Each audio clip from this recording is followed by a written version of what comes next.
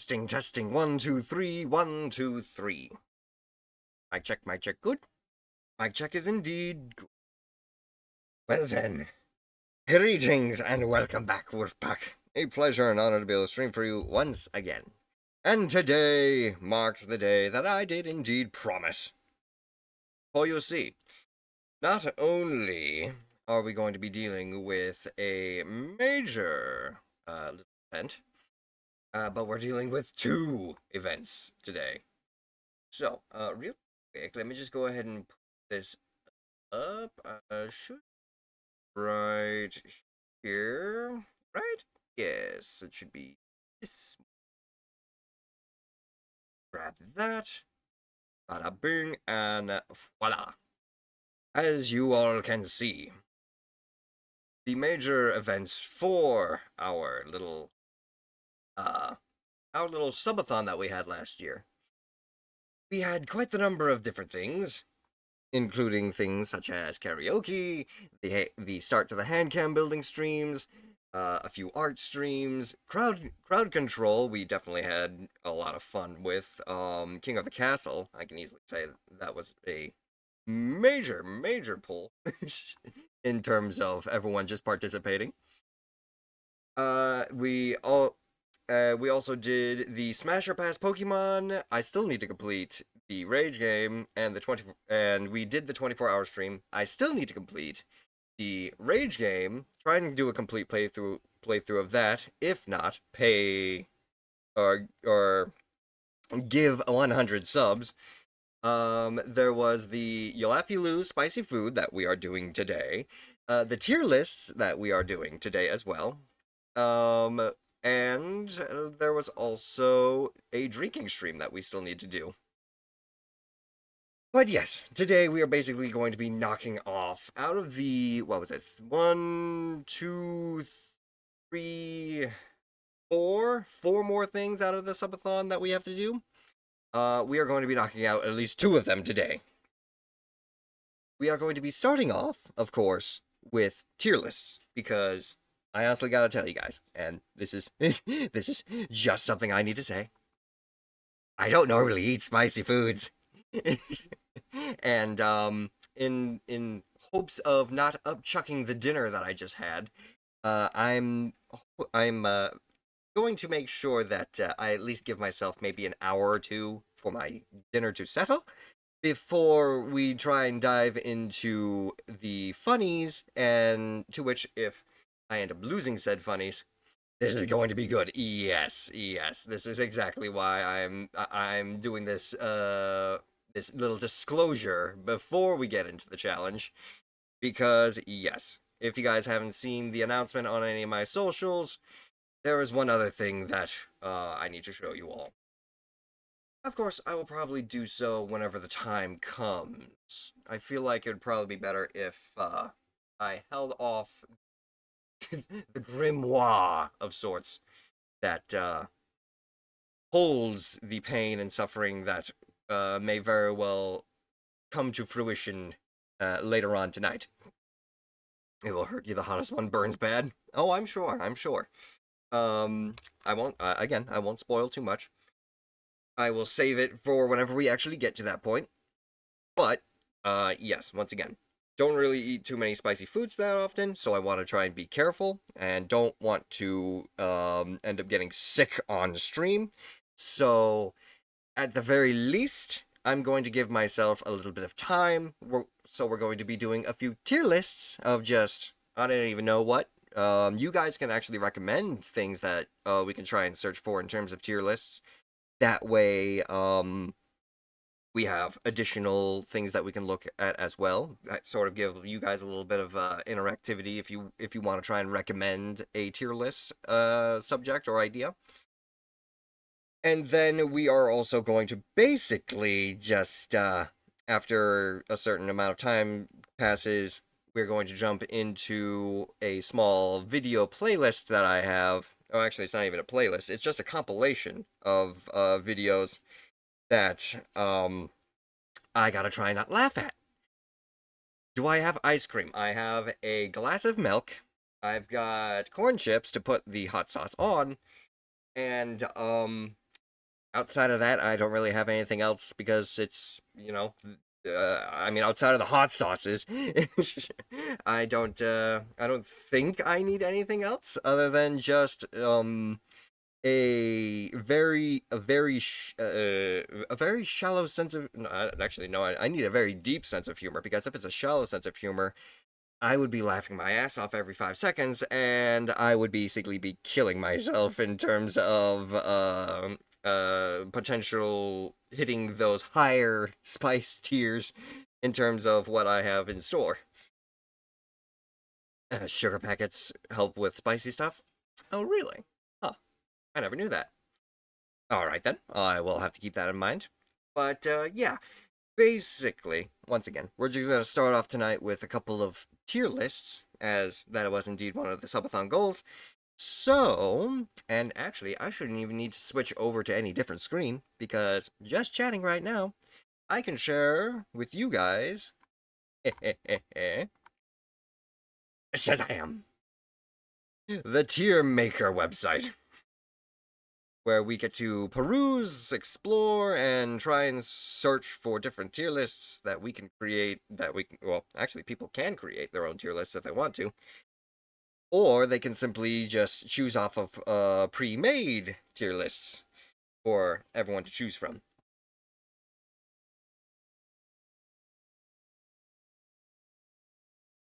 Dairy nulls the spicy sensation, which is when the taste buds are getting overloaded. Fair enough, fair enough.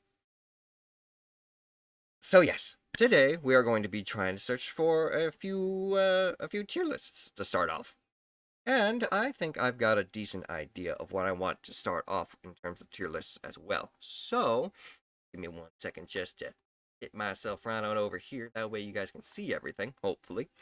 As far as I saw whenever I was actually perusing this website, some of the tier lists can be very, extensive in terms of their options, and the images can get very small. Kind of hard to see, almost. But yes, let's see here. I suppose we can start off. I wanted to say I did see one really decent search idea, to which we are going to try and check out. It was the Godzilla, I believe it was. It was Godzilla films and shows up to Godzilla X Kong. So, you want a metal band tier list? We can certainly see what we can try and find. So then we've got S, A, B, C, D, and F. Obviously, S being the best and F being the worst. And we've got all the different movies right here. So, let's take a look here then, shall we?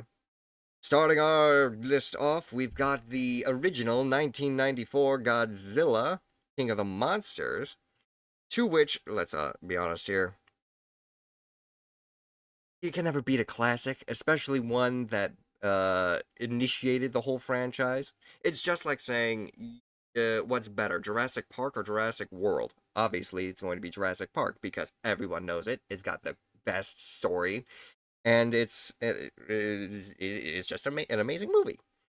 And the amount of work and dedication that went into the 1984 Godzilla, not 1994, the 1984 Godzilla, during the time, the dedication, the work, everything about it is just makes it an S tier movie just in general, outside of the plot of the movie and its concept.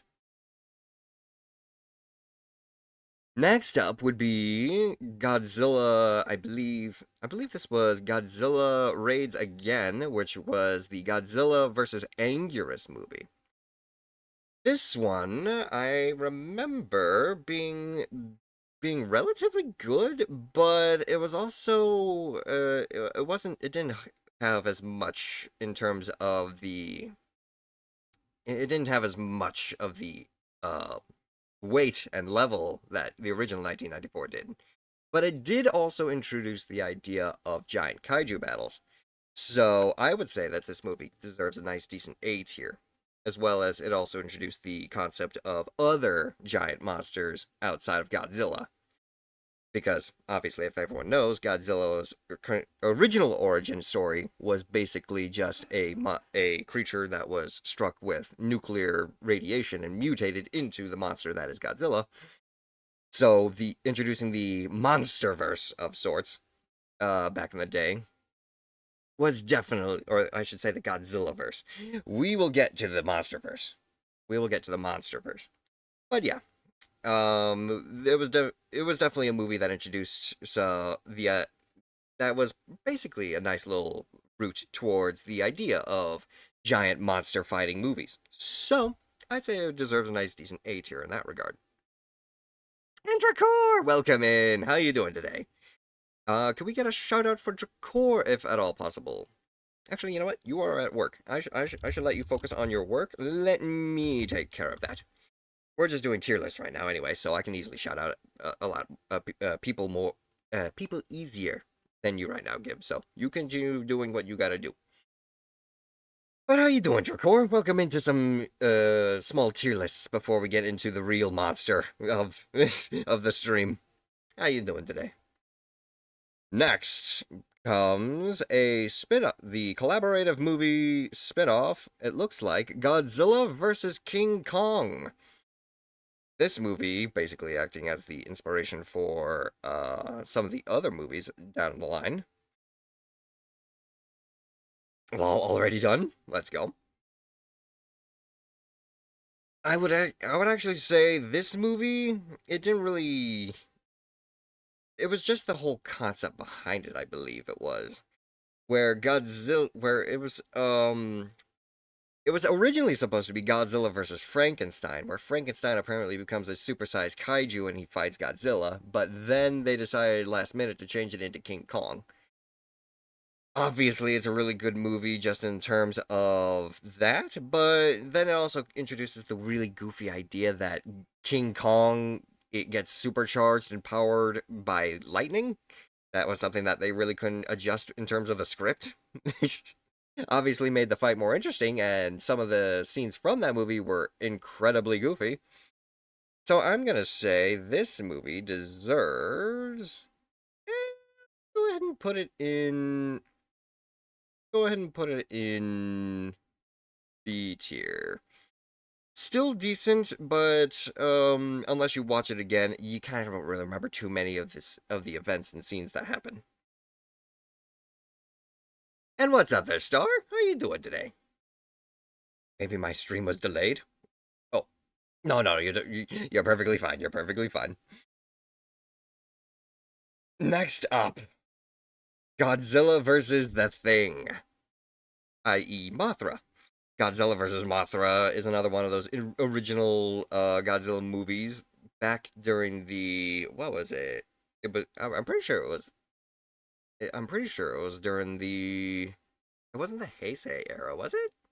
No, it was the Heisei, the Showa, and then the Millennium. I believe it was. I believe it was the Heisei. Don't quote me if I'm wrong. But Godzilla vs. Mothra introduced basically one of the most iconic monsters that would be introduced with Godzilla outside of our, as you can sort of see in the list, our next big monster. I can easily say this movie is an A tier as well because a lot of the stuff that is introduced in the movie basically became the basis for the lore for everything else that came after it, such as the fairy twins that are able to call upon Mothra, Mothra always hatching out from eggs she lays off screen, and just the origin of Mothra herself.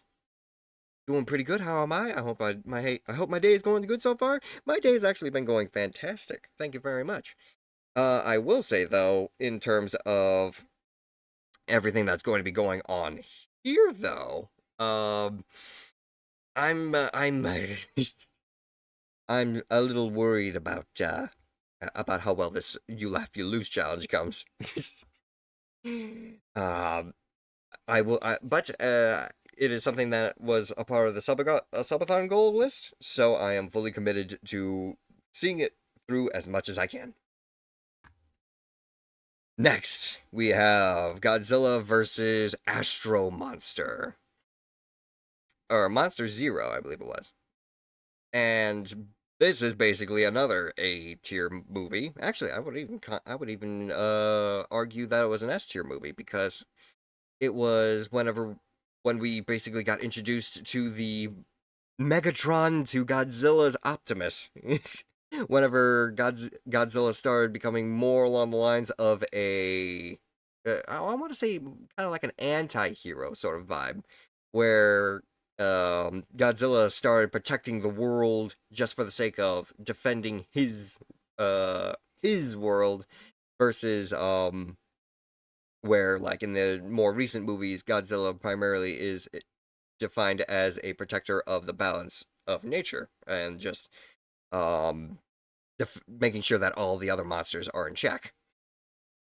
Astro Monster also introduced the idea of alien invaders, which also introduced other monster concepts and other monster origins, and just the fact that a three-headed gold dragon that is able to shoot lightning, even though it's supposed to be gravity beams, is just an awesome monster concept in general. So I would say Godzilla versus Monster Zero, epic movie just in general.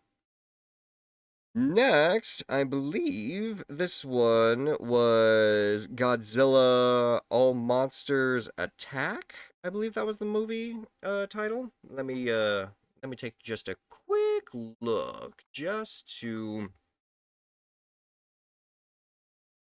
make sure I'm at least saying the movie titles properly. Let's see here. Bada bing, bada boom. Godzilla Raids Again, King Kong vs. Godzilla, Mothra vs. Godzilla, Ghidorah the Three-Headed Monster. That one was that one. The Invasion of Astro Monster. Yes, okay. So, yes.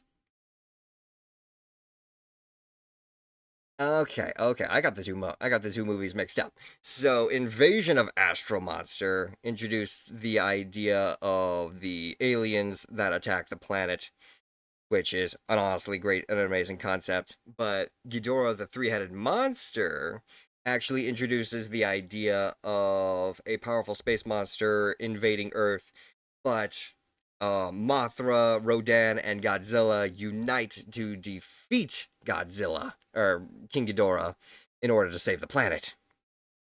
So, this movie is also S tier because it introduced the idea of Godzilla actually working with other monsters to basically defeat an opponent. And that is basically monumental all on its own. I freaking love this movie. I've watched it multiple times, as well as Invasion of Astro Monster. So, both of those definitely deserve an S tier ranking. Then we go into Godzilla versus Ebirah. Godzilla versus Ebirah was basically, well, if people, because it's a monster that people don't normally see, Ebirah is basically just a giant lobster crustacean like creature. And I can easily say this movie it wasn't anything monumental, but it wasn't exactly like truly memorable as well. I would say this movie deserves at least a C tier. It's not complete trash, but it's not exactly one of those movies that you're gonna pick up if you're just like bored out of your mind and want to watch something just destroy each other.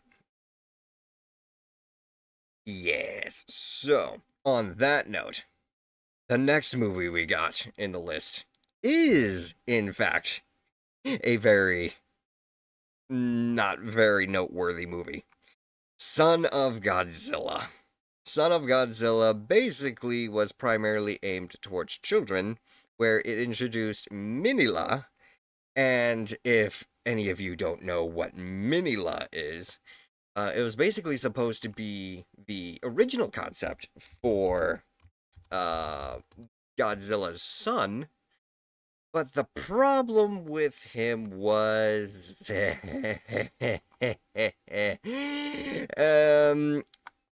he looks disgusting. His entire concept his costume concept. It was there,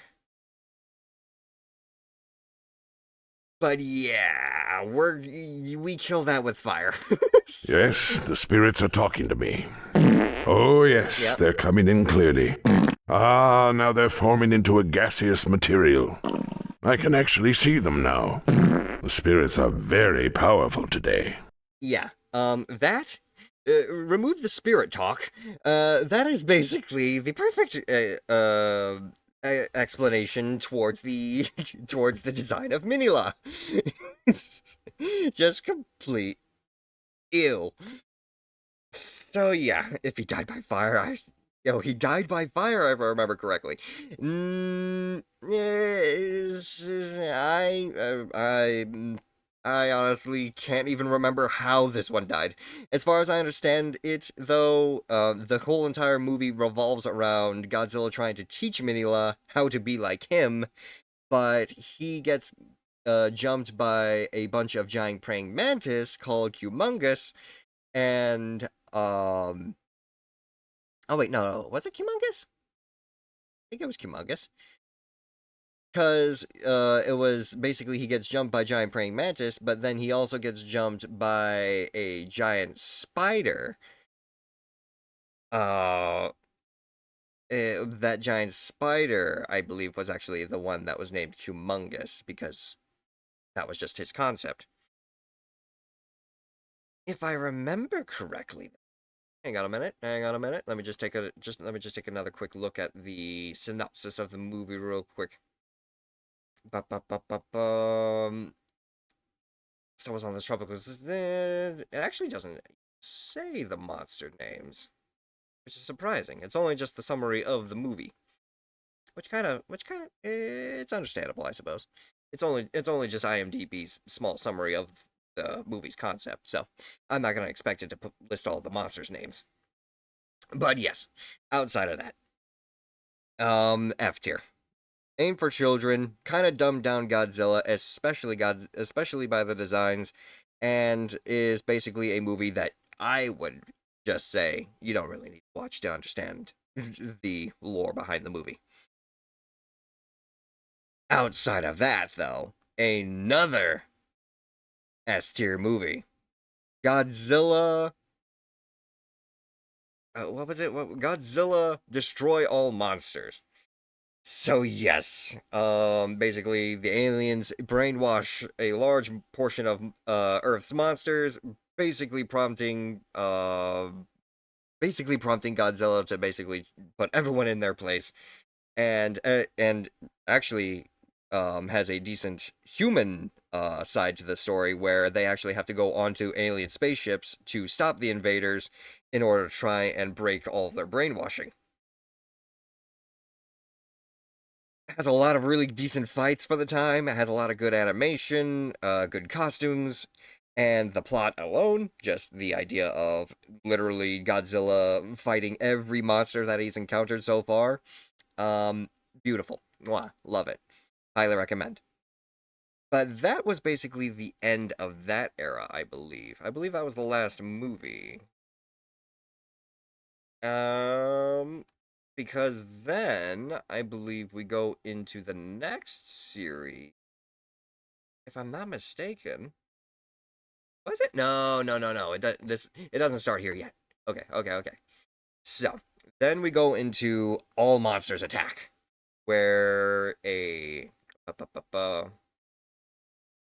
another movie where a kid basically dreams of ooh, yeah, this movie basically introduces a kid visiting Monster Island and tries to make a friendship with Minila.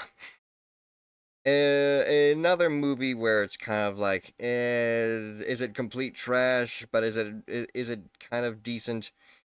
Uh, I would say it kind of improves on the designs. I would say it kind of makes Minila not look absolute trash, but it also doesn't exactly do anything major with the plot. again, it's another movie primarily aimed towards kids, and it just kind of helps introduce kids to the idea of Godzilla and him being more of a hero versus a monster created by nuclear warfare. Next movie would be Godzilla versus Hedorah, the basically save the planet sort of movie concept. Basically, Hedorah being a alien invader that lives off of pollution, and everywhere he goes, he basically just leaves toxic waste everywhere that basically dissolves everyone in their path. Um, Really cool idea in terms of just the plot of just introducing the idea of more environmental awareness.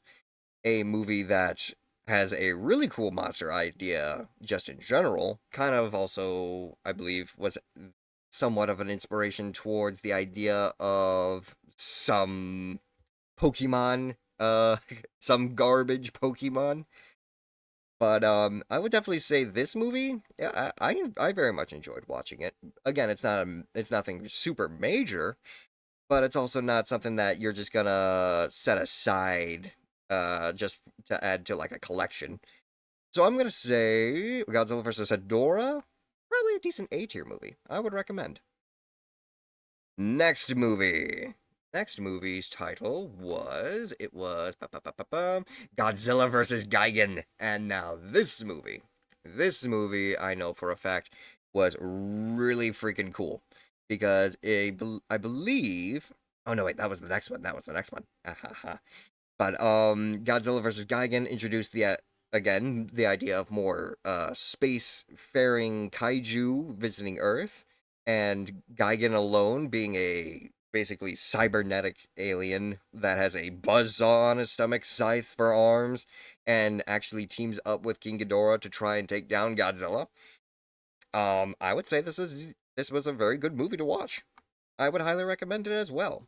In terms of the plot, though, let me just go ahead and read the minor synopsis here.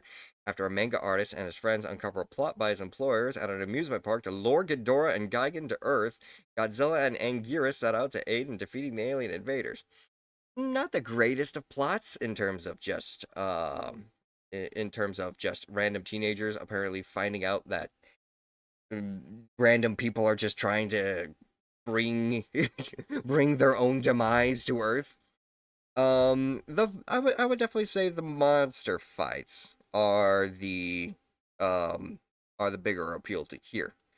So I'm gonna actually move Godzilla versus Gigan down to B here in terms of plot, but in terms of action, definitely a good watch.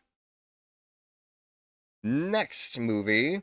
This movie is very, very popular and has had many memes made about it.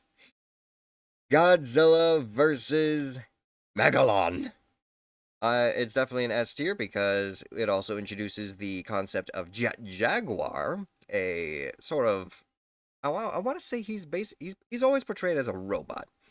He's a robot that is able to size shift himself into a kaiju into being a kaiju.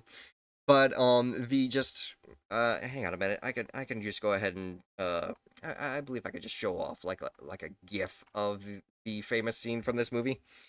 Um ba ba ba ba da bing. Yes, let's go ahead and just you know what? We'll just go ahead and show off the video. I feel like that might be the better idea for this. Let's go ahead and go with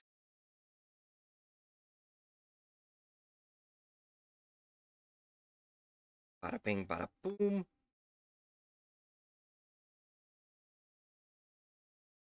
Whoops. There we are. Just a minor little video clip for you guys to understand what made this movie so freaking amazing.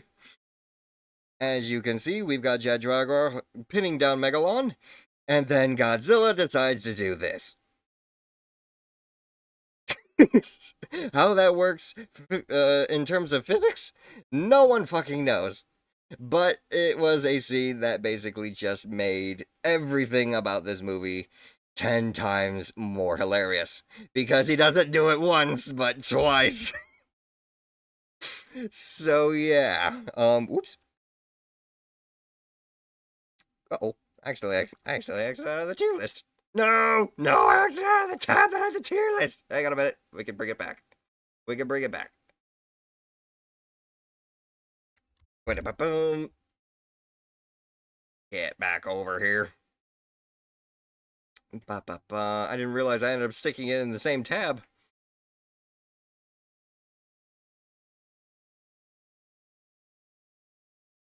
We're just gonna go ahead and grab that, bring it back over here. Oh, look at that.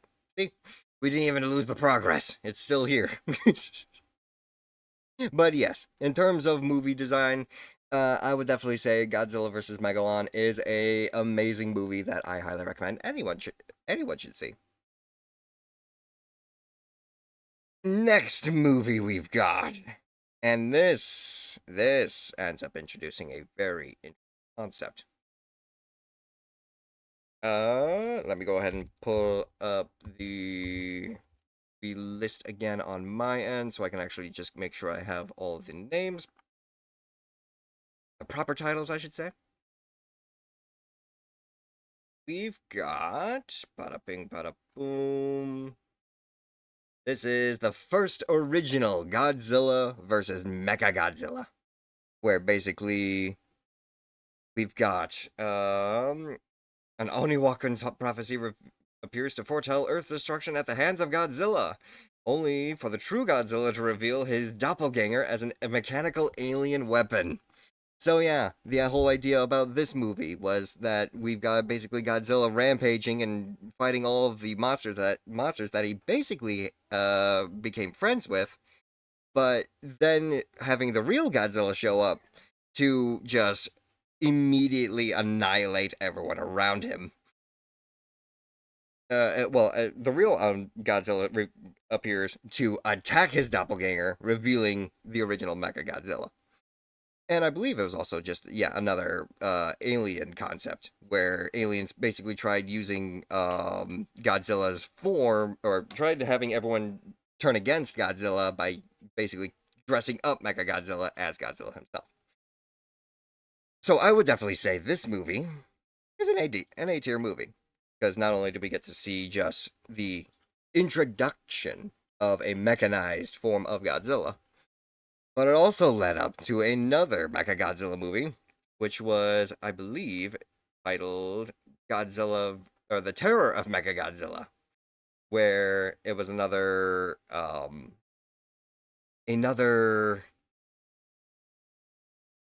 alien, yeah, it was another alien movie. The alien movie primarily focuses around aliens trying to resurrect Mechagodzilla. And I believe this movie introduced the concept of Mechagodzilla being formed around the skeletal remains of the original Godzilla from the 1984 movie. Or 1954.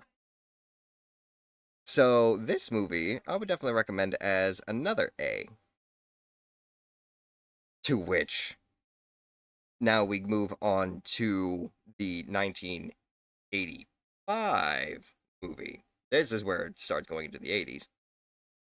The Godzilla 1985 movie introduces basically uh, a new Godzilla emerging to attack Japan. And this is where basically a large portion of the effects and animation actually actually gets a nice little bit of an upgrade. The movie itself, though, terms of plot, I believe this one was where Godzilla actually was lured into a volcano, which then he was sealed in. So Godzilla ends up basically living in the Earth's mantle, just swimming around in lava, not dying, being sealed for a certain number of years. But it also introduces I believe this movie introduces the idea of things like the Super X, once again, I may have to rewatch that movie just to confirm. But it also introduced the idea of Godzilla requiring his radioactive core to basically function to be able to breathe his radioactive energy, or breathe his atomic breath. So they introduce the cryo tank as an enemy, where they basically try and regulate Godzilla's temperature. I believe that was it. This one, though, I basically label as a B. If you were interested in trying to check out the next era of the movies, but didn't know where to start, I would suggest this one. But then we go into another S tier movie. I'm going to watch all the Godzilla TV shows, movies, TV shows, and games. Nice. This movie is definitely S tier. In terms of plot, in terms of story, in terms of just monster design, because Godzilla versus Biolante was basically a movie based off of a contest, I believe. Biolante herself, and which out of all of the major kaiju in the series, I believe it was primarily Mothra and Biolante as like some of the very few confirmed female kaiju. But Biolante, her concept was basically, or her design concept was actually the result of a raffle winner that basically drew up the idea of Biolante, and then they took that idea and adjusted it, but stuck to the base design and recreated it into the Biolante that we know. Basically, a giant rose flower kaiju mixed with Godzilla DNA and the soul of a the soul of a scientist's daughter. But outside of that, again, the movie's really cool. The concept is awesome. I would highly recommend checking out Godzilla vs. Biolante.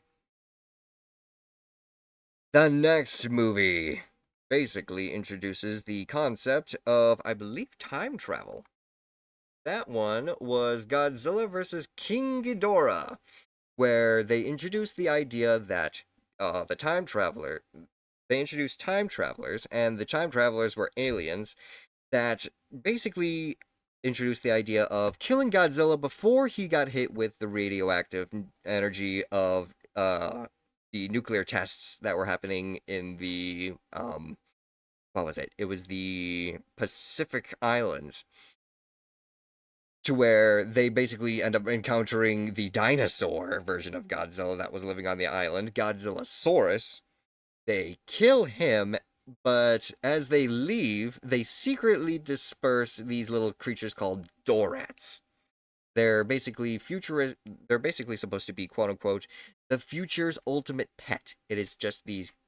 Actually, I could probably pull up a photo of them too.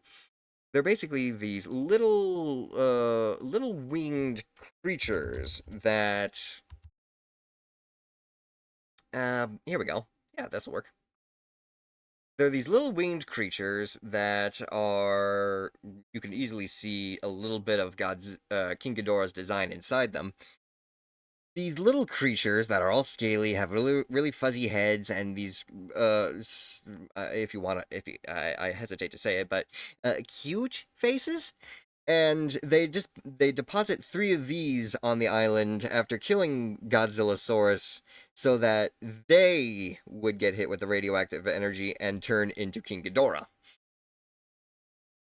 To which then King Ghidorah ends up forming, but it ends up turning out that the energy from the blast, or actually not even that, the explosion still occurred, created King Ghidorah, but Godzilla ended up evolving still.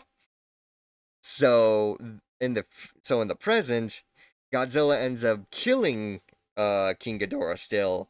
The aliens plot ends up failing, but now they've got to still deal with Godzilla now not evolving how he should have and becoming more of a neutral form, This Godzilla that ends up reforming from the time travel ends up becoming highly aggressive. So they've got to try and resurrect King Ghidorah through cybernetic enhancements, creating Mecha King Ghidorah to fight Godzilla. Obviously, Godzilla still wins, but he gets beat up enough to the point where he just goes back into the ocean, being satisfied and just wanting to recover. This movie I would recommend as well, but not recommend as much as all the others, I would say. So it's basically a nice A tier movie. It's got a really good plot, a really good concept. You know what? Nah, we're gonna throw it in S tier. It's definitely one of those movies that it's another one that introduces really cool ideas. Where not only do we get things like Mecha Godzilla, but we also get things like well, actually, now that I think about it, maybe, just maybe, we throw Mecha Godzilla also into S tier as well. Godzilla versus Mecha Godzilla. I feel like that would be a good idea. But yes, I would definitely say Godzilla versus yeah, God versus I'm tripping over my words now. I would definitely say Godzilla versus King Ghidorah is another one of those S tier movies that you definitely need to check out. And fondly enough, the original concept image for the movie trailer is so good. Let me go ahead and just show that trailer image to you guys real quick. Let's see here. Bada bing, there we go. That will do. The original trailer concept, trailer poster for this movie is so freaking good. I actually have it as a blanket. It's such a good movie. So yes, moving on then. The next movie in the list is basically Godzilla and Mothra Battle for Earth. This introduces Godzilla's or not even Godzilla's, Mothra's anti-form. This movie introduces Godzilla and Mothra versus Batra.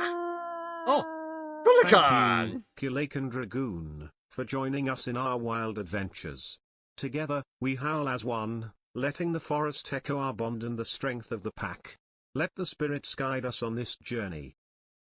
Thank you very much for the read there, my friend. I certainly hope that you're having that they had a wonderful stream. Be sure to go and check out Kulikan Dragoon. And what game are you playing, my friend? Godzilla, you say? Yeah, we're doing a couple of tier lists right now, just before we go into things such as like a hot sauce challenge. But yeah, how are you doing today there, Kulikan?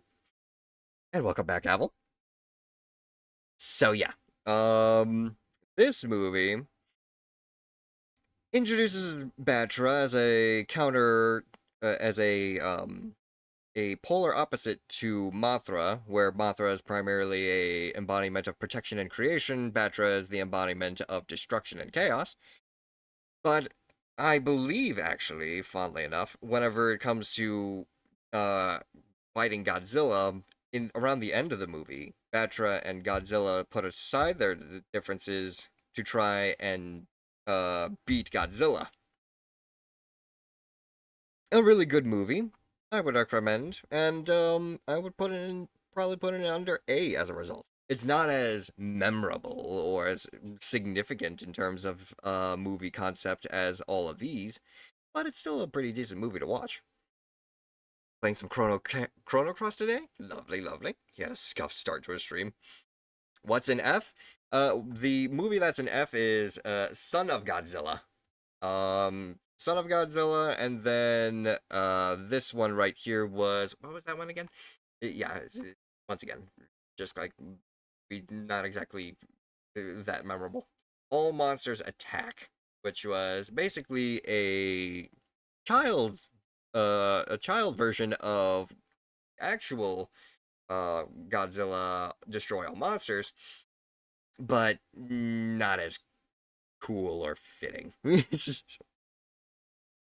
And then we've got the movie. It was This one was titled Godzilla versus Mechagodzilla 2. As even though it really I can't actually remember. Godzilla vs. Mechagodzilla 2 basically is based around the idea of creating Super Mechagodzilla, which was supposed to be the ultimate weapon to defeat Godzilla. And it also introduces the concept of Rodan, but in his basic fire Rodan form, I believe, where Godzilla and Rodan unite to fight Super Mechagodzilla. Rodan ends up dying, supercharging Godzilla to the point where he's able to annihilate Super Mechagodzilla, and sets Godzilla down a long path towards the end of his era. I would say this movie, I'd probably say it's a decent B tier. It's a B in my opinion. Yeah, I would say it's a B in my opinion as well. Cool in idea, cool in concept, but doesn't really have a very strong human side as far as I understand it. It's basically just the United Nations end up creating Super Mechagodzilla and try and beat Godzilla. Outside of that, the human side doesn't really have that much in terms of strength. Now, now, this movie was very much significant. Godzilla versus Space Godzilla. We get introduced not to Minila, but we end up getting introduced to the concept of Baby Godzilla. Baby Godzilla is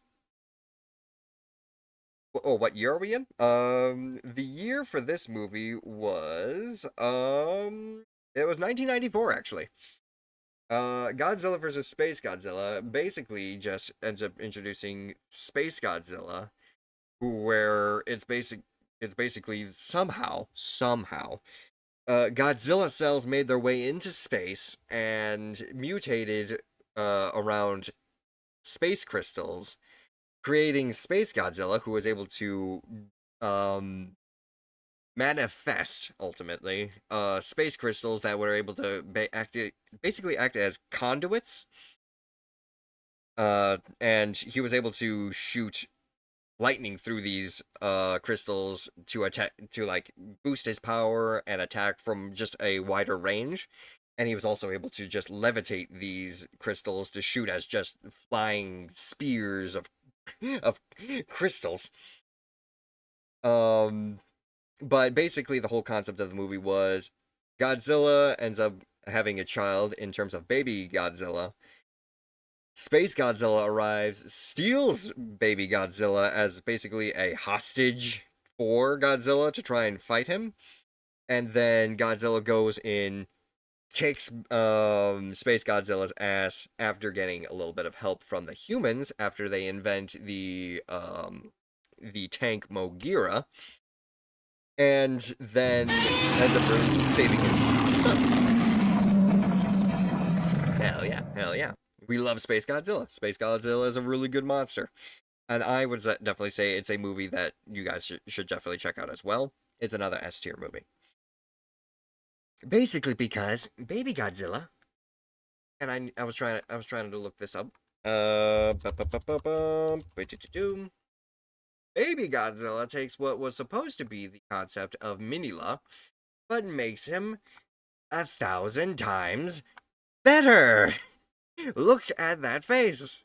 We love baby Godzilla. Baby Godzilla is adorable. He is cute. He is he is child. We must protect him. Unlike Minila.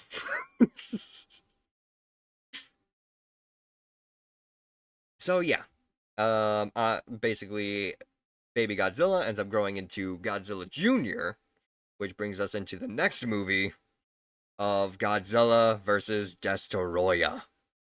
Godzilla versus Destoroyah plays off the events of what was it? It was Mechagodzilla 2 and the original 1954 movie. Where in the original 1954 movie, Godzilla is defeated by the Oxygen Destroyer, and and the original Godzilla in the 1954 movie ends up just boiling alive to where there's nothing more than a skeleton just lying at the bottom of the ocean. Turns out, Sexy dinosaur! Rawr! thank you, Apple. Turns out the oxygen destroyer ended up mutating something underneath the ocean as well, basically an ancient crustacean species, and ended up creating what is ultimately Destoroyah. And Destoroyah himself is not just a single creature, but a colony of these mutated ancient crustaceans, and they end up forming together to create a larger embodiment or creature.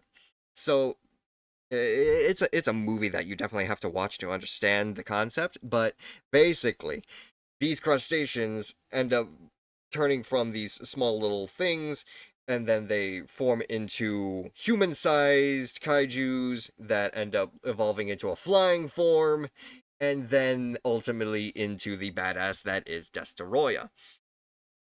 Where Destoroyah utilizes the power of the oxygen destroyer as a breath weapon versus Godzilla and his atomic breath.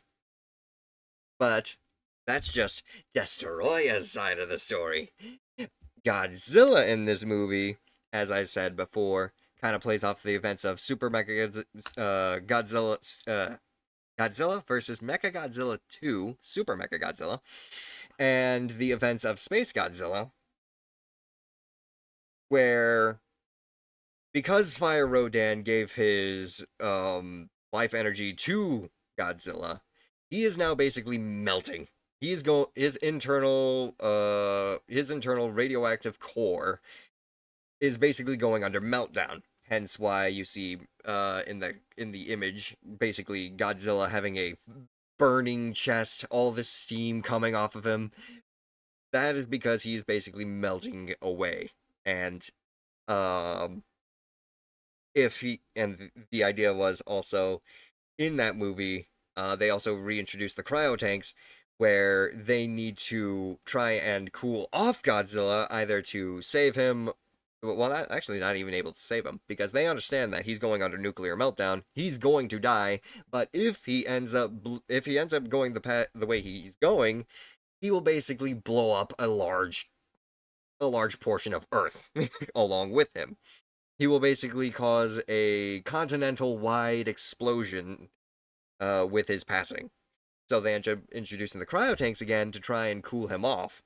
But before they can even try and before humanity can save itself from Godzilla exploding, Godzilla himself has to defeat Destoroyah, which is basically what is ultimately described as Godzilla's ultimate enemy, because he is super powerful. He's got abilities that basically counter Godzilla, and it was just a major film movie event that introduced Godzilla dying. But that is basically just in quotations, because as far as I understand it, and as far as I remember, I won't spoil the major event that happens, but basically Godzilla Jr. Baby Godzilla that was introduced in Space Godzilla ends up absorbing the life force of his father, maturing into the new Godzilla. I won't explain what happens in terms of where baby Godzilla Jr. is in terms of that. If you want to know, definitely find some way to watch Godzilla versus Destoroyah. It is so good. S tier. Then we go into America's first attempt at a Godzilla movie. Godzilla 1998. What can I say? It's not a Godzilla movie. Just because it had the name Godzilla does not mean that he is basically Godzilla. Especially if this Godzilla can be defeated by basic Human military. Is that the New York one? Yes. This is the movie that introduced the basically radioactive iguana form of Godzilla that likes to eat fish. Godzilla 1998 alone, if it wasn't under the title of Godzilla, and this is why I'm not putting him in F tier there, Apple. The reason why I'm not putting Godzilla 1998 in F tier, but not in anything above C, is because the movie still works as a kaiju movie. It's like Cloverfield. It's a good kaiju movie, but it's not Godzilla. Just the original concept of the monster, the design, and the abilities of him are awesome. It's basically, again, a giant mutated iguana that is able to breathe fire, not atomic breath, but can be killed by humans. Now, another thing that I'm basically going to say in terms of the 1998 movie is that it actually, without the 1998 movie, we wouldn't have gotten the Godzilla the series TV show. Now, Godzilla the series TV show, for those of you who don't know what that is, I can actually pull up a little bit of a concept for it.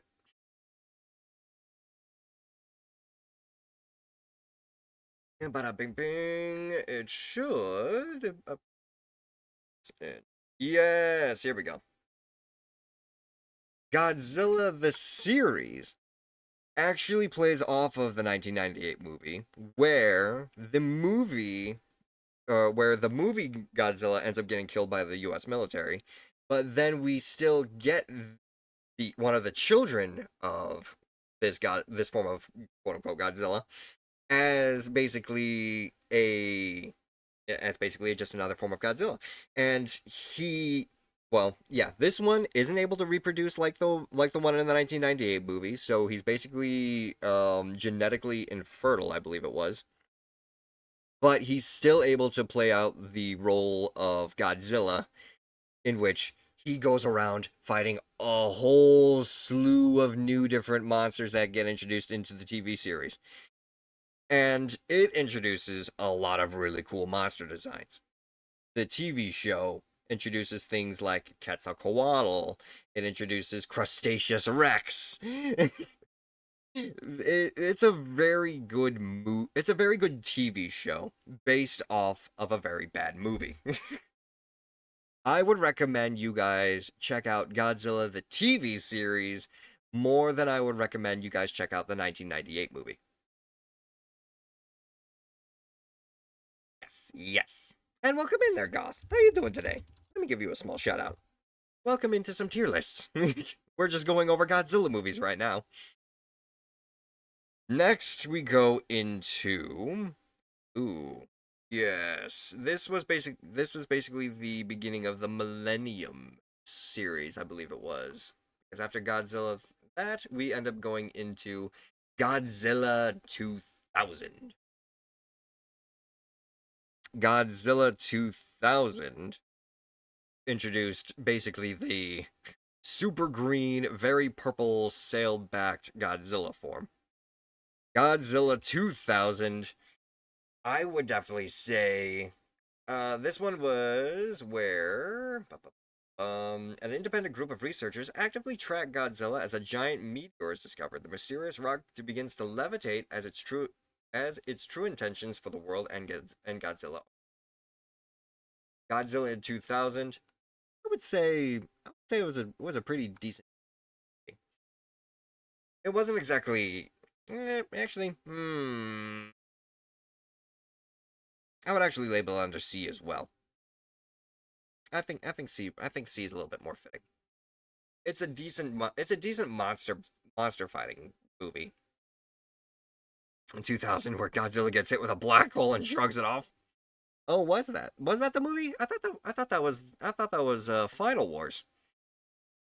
maybe I'm getting my movies mixed up. It's been a while since I've actually seen Godzilla 2000 itself. Oh, you know what? I'll still keep it in. I'll still keep it around somewhere in B tier. 2000 was the first Godzilla you watched. Nice. Fair enough. Fair enough. But yeah. Um. I personally again would have to rewatch Godzilla 2000. I don't remember too much from the movie itself, but the concept and design for Godzilla for the movie was still very good. It wasn't as it wasn't as widely known as the original Heisei or the Showa era, but the Millennium series Godzilla was pretty good.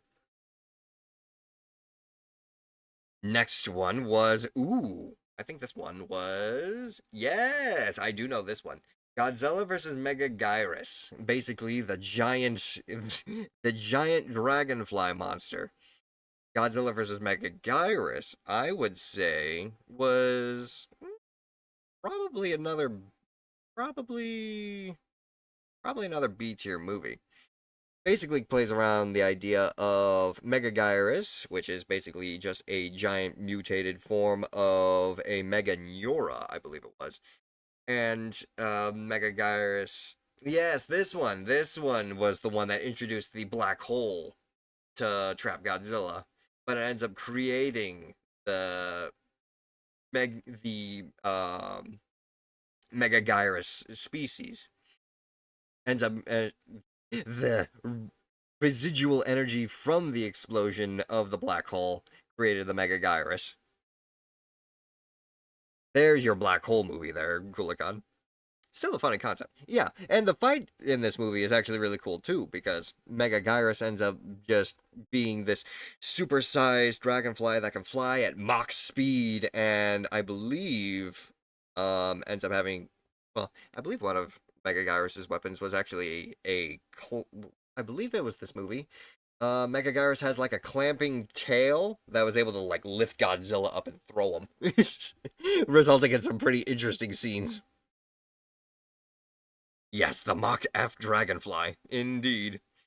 And now this movie with the longest fucking movie title in the series was actually a really interesting idea. Behold, Godzilla, Mothra, and King Ghidorah, giant monsters all-out attack. This movie was actually really cool in design. I would definitely say it's an A-tier movie. It basically introduces the idea of Godzilla not being a monster created from nuclear energy, but instead the spirits of those who died in the nuclear bombings of Japan. Very sad. And those spirits end up just becoming the form of what is ultimately called Ghost Godzilla, because this Godzilla is so powerful, so goes on a rampage, and is so blindsided by his own like mortality, he ends up just going on a complete murder spree of everything around him, to the point where the humans have to call on the fairies to try and summon Mothra, who in turn can summon the 1,000-year-old dragon, i.e. King Ghidorah, and using the power of the 1,000-year-old dragon to defeat Godzilla. So it basically flips the entire narrative on its head. Instead of King Ghidorah being the enemy, King Ghidorah is the savior, and Godzilla is the enemy that needs to be destroyed. And yes, we are indeed ranking Godzilla movies. That was a comprehensive title. Yeah, it was, I don't know whose idea it was in terms of who came up with literally this as a movie title. It's insane. But, yeah. It's a title, nonetheless.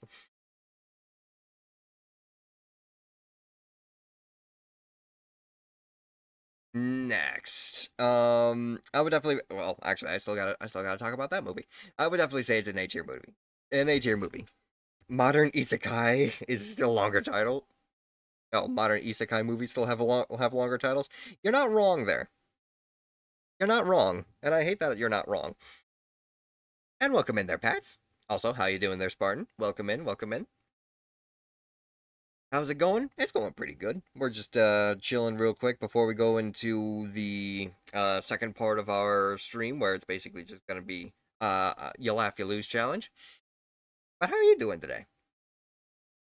Next movie concept, or there we go. Next little bit of movie that we get to check out. This movie, ooh, I actually really enjoy this one. Godzilla versus Mechagodzilla. Yeah, Godzilla against Mechagodzilla. This movie introduces the version of Mechagodzilla that everyone really loves. Type 3 Kiryu. And just regular Kiryu. Basically, Kiryu being piloted by the woman that you see in the poster. Basically just a giant mech, and introduces Mechagodzilla as basically this really cool form where he's got these rocket launchers on his shoulders, but he also has drill hands, thrusters on his legs to just boost himself forward. He's like basically just a Mechagodzilla, but he's a lot more agile. He's a lot more equipped in terms of weaponry. And he also has a chest cannon that is basically called the Absolute Zero Cannon that shoots it's not even like a beam. It's an orb of just absolute zero energy. I don't even know how to describe it outside of it just being it's able to blast through anything, and anything that goes through it freezes to the atomic level, I believe it was. It basically just freezes everything in its path to the point where it just freezes instantly. Hence the absolute zero part. It's a great form. You love the upgraded versions from the previous Mechagodzillas. Yes, I would definitely say this movie was A, if not S. I want to say it's a decent A movie. Actually, you know what? No, I would say it's S. I'd say it's definitely a movie that you should check out. A plus. We're not trying to do anything in terms of like, oh, would I recommend this movie more than this movie in terms of that. It's basically just a cumulative. Check these movies out. Look at them if you find them. If you run into them, give them a look. You can pass it up if you want to. It's something that you don't really need to see, and absolute garbage. Don't even watch it. Outside of that, was there anything else major? Oh, right, that was another thing too about Kiryu. Kiryu once again takes the concept of building off of the skeleton remains of the 1954 Godzilla, but in terms of the robot for Kiryu, his robot form, where he is primarily human controlled, every so once in a while, Kiryu's eyes, which are normally yellow, will go red, as it's basically Godzilla's spirit taking control of Kiryu's programming and going on a rampage. So that's also a really cool concept in terms of just another form for Mechagodzilla, where he is not only a human-made tool, but he's also still Godzilla. Next movie. Godzilla Tokyo SOS. Mothra and her fairies return to Japan to warn mankind that they must return Kiryu to the sea, for the dead must not be disturbed. However, Godzilla has survived to menace Japan, leaving Kiryu as the nation's only defense. Once again, playing off of the playing off of the Kiryu design. I would say this movie it's definitely going to be an A. Once again, introducing the idea that Godzilla and Mothra unite, or Actually, was it Godzilla and Mothra uniting? I don't think it was Godzilla and Mothra uniting. It was Godzilla. It was Godzilla and Kiryu. It was Kiryu and Mothra fighting Godzilla. But then I believe this was the movie where it introduced the concept of Godzilla being strung up by Kiryu, tethered to his body. Kiryu flying off into the ocean with Godzilla still just being straddled by Kiryu, and just dive bombing into the sea down to the point where Godzilla is basically not going to waste his time swimming back to Japan. I would definitely say this movie definitely deserves an A. Then it's Godzilla Final Wars.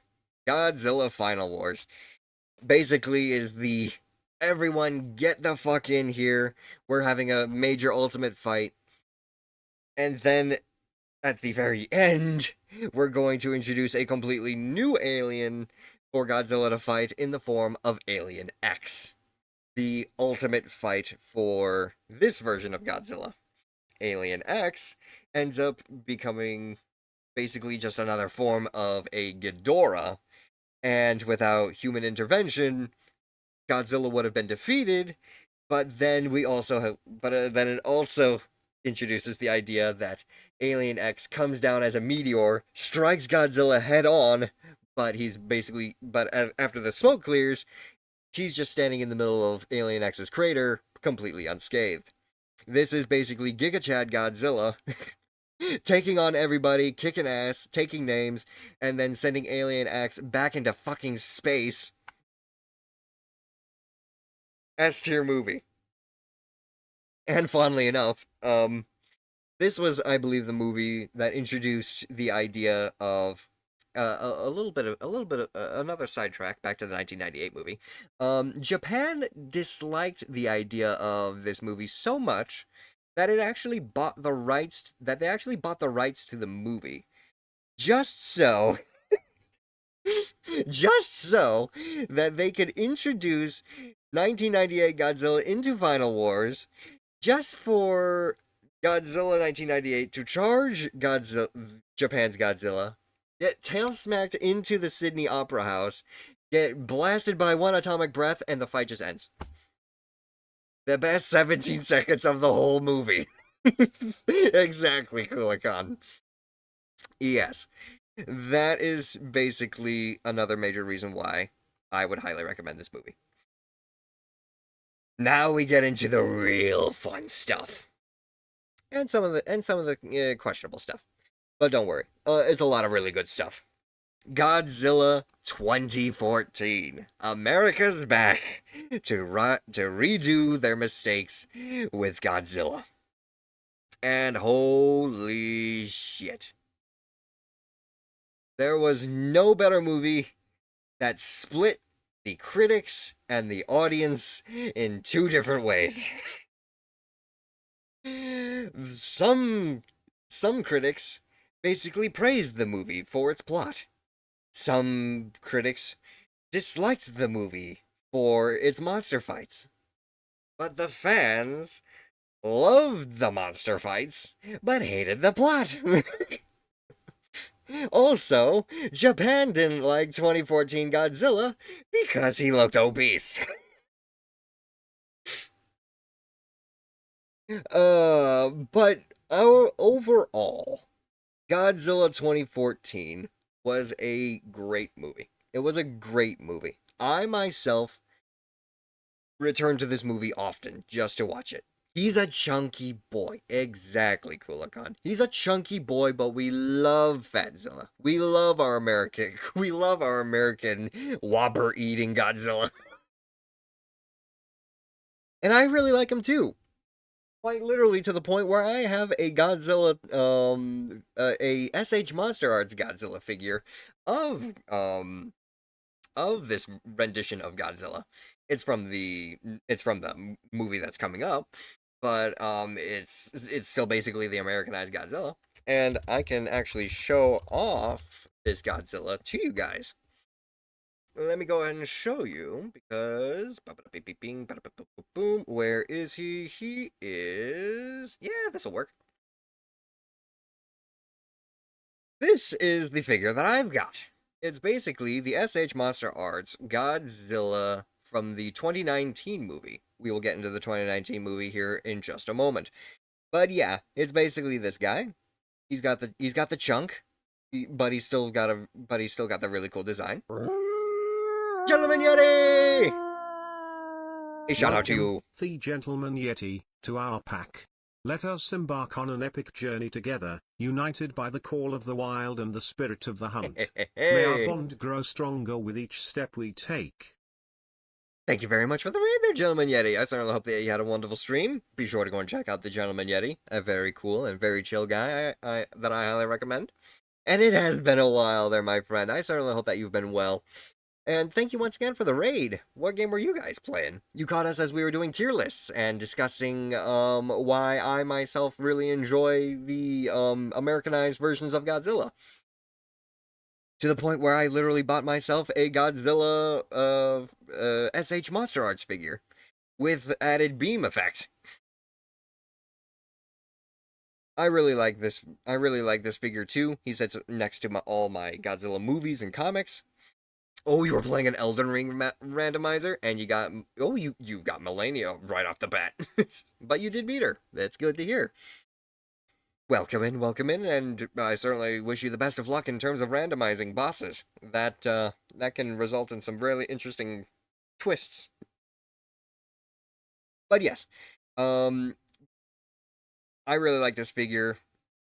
I bought it used, so some of the joints, especially the mouth joints, are a bit weak. I may have to try and apply something to try and stiffen up the joints at all. But again, it's just a really cool design, and you know what? We're just gonna jump right into it. I'm just gonna jump past these real quick. Godzilla 2019 is so amazing. Everyone questions this movie in terms of its plot, and it's not even the monster designs. The monster designs, oh my lord. This movie was not meant to be anything super major. I see the American one at the bottom. It's around the bottom. The 1998 version. Everything else in terms of the American Godzillas, they're really high up. I myself, it might call it bias if you want, but the Americanized MonsterVerse Godzilla, I highly recommend. Godzilla King of the Monsters 2019 is so good. It is the perfect movie as a call out to everything the fans love in terms of the monsters. Lizardzilla sucks. Yes, exactly. Oh, right, there are the new American ones. Yes, oh Yahoo. You, if you have, if you don't really know these movies, this is where you need to. This is where you definitely need to go and check them out, especially with the newest movie that came out. We'll get to it in a moment. But yes, Godzilla King of the Monsters 2019 is the fan appreciation movie. It's got redesign. It's not even redesign. It's got the high definition remastered versions of King Ghidorah, Rodan, Mothra, Godzilla himself. It's got epic fights. It's got a really interesting design, a really interesting plot in terms of the quote unquote Titans being the original quote unquote gods of the world, where their radiation and their presence basically dictate how the world functions. If you haven't read the comics for these guys as well, it basically goes into the lore behind this universe in terms of Godzilla, where Godzilla himself is just a natural a defender of the balance for the world, where Godzilla, if a kaiju gets out of line, starts invading other kaiju's territories, Godzilla's there to put them back in their place and say, hey, yo, you're fucking up my planet, stop that, otherwise you're gonna die. Sounds badass. Yes, yes. And the basic concept for this movie's plot was actually I didn't even go into the plot for the Godzilla 2014 movie. I suppose I have to explain its plot before I go into the 2019 movie because again they're both tied. The 2014 movie's plot is basically the emergence of Godzilla and a kaiju known as the Mutos, the massive unidentified terrestrial organism. And these mutos are basically parasitic creatures that reproduce in the thousands and actually are the parasites to the Godzilla species. Godzilla himself, again, being the nature's way of restoring balance, ends up awakening to whenever these mutos basically wake up and start trying to reproduce. Godzilla ends up coming up and has to fight off these mutos, but the mutos require radiation in order to reproduce, so they go after things like radioactive radioactive plants or I should say power plants, just so that I'm not saying like radioactive flora. But yeah, you get what I mean. They go after power plants, nukes, anything that has a high concentration of radiation. They feed off that radiation instead of trying to feed off of things like instead of feeding off of like regular animals or anything like that. So whenever you introduce humans and nukes, basically you end up getting the sort of the weaker side of the movie, where in the 2014 movie we focus on a soldier who is a demolition expert, a bomb diffuser more specifically, and he and everyone, the US military is trying to lure the Mutos and Godzilla together in San Francisco or California, and basically they use a nuke to do so. Problem is, being a major metropolitan area, luring these Mutos into the area, and then the Mutos steal the nuke to try and reproduce with the energy that's from the nuke, you're gonna blow up the entire city. So the concept is basically the Godzilla fights off the Mutos, Godzilla beats the Mutos, but then you also have to deal with trying to get the nuke away from the city in order to just have it blow up in the ocean and not affect anybody in a major way.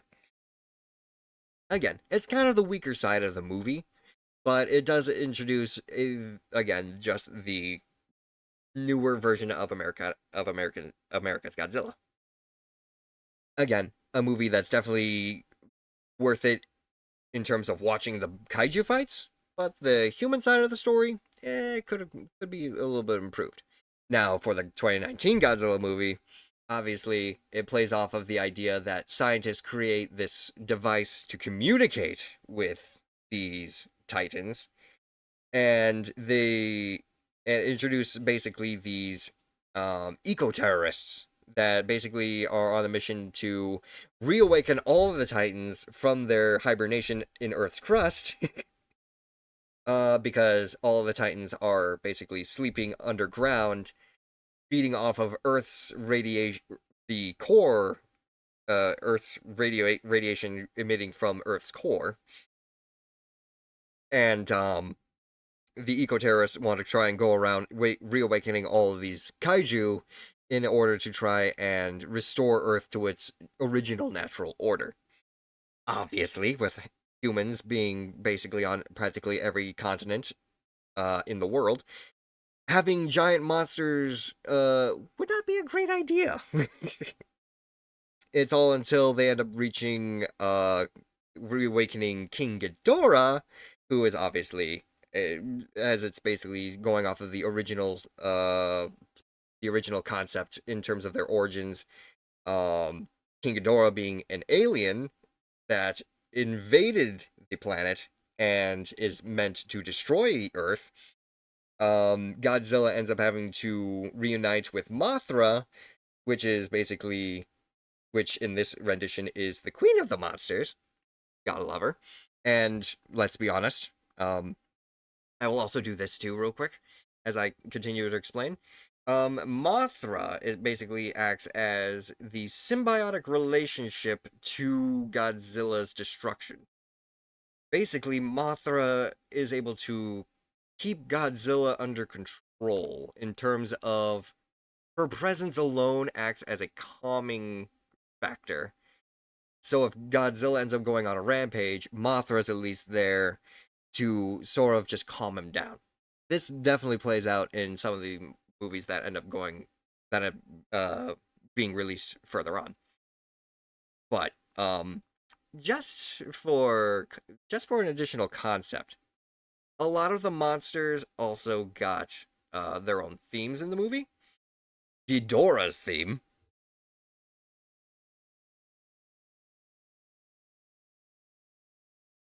is so fucking good.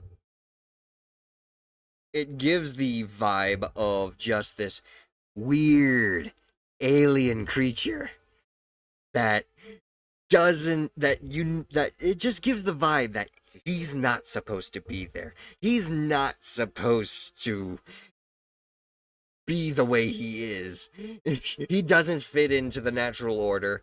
He's there to just destroy everything that's around him. Versus the redone version of Mothra's song. Mothra's song is so beautiful. It plays off of that original sort of do do do do do do do do. That version of Mothra's song I fucking love. And it doesn't actually have the fairies singing the song, but it does still have that flute going that sort of represents the fairies singing the song. And it's, again, just another major appeal to where this movie is just a callback towards all of the original Godzilla fans.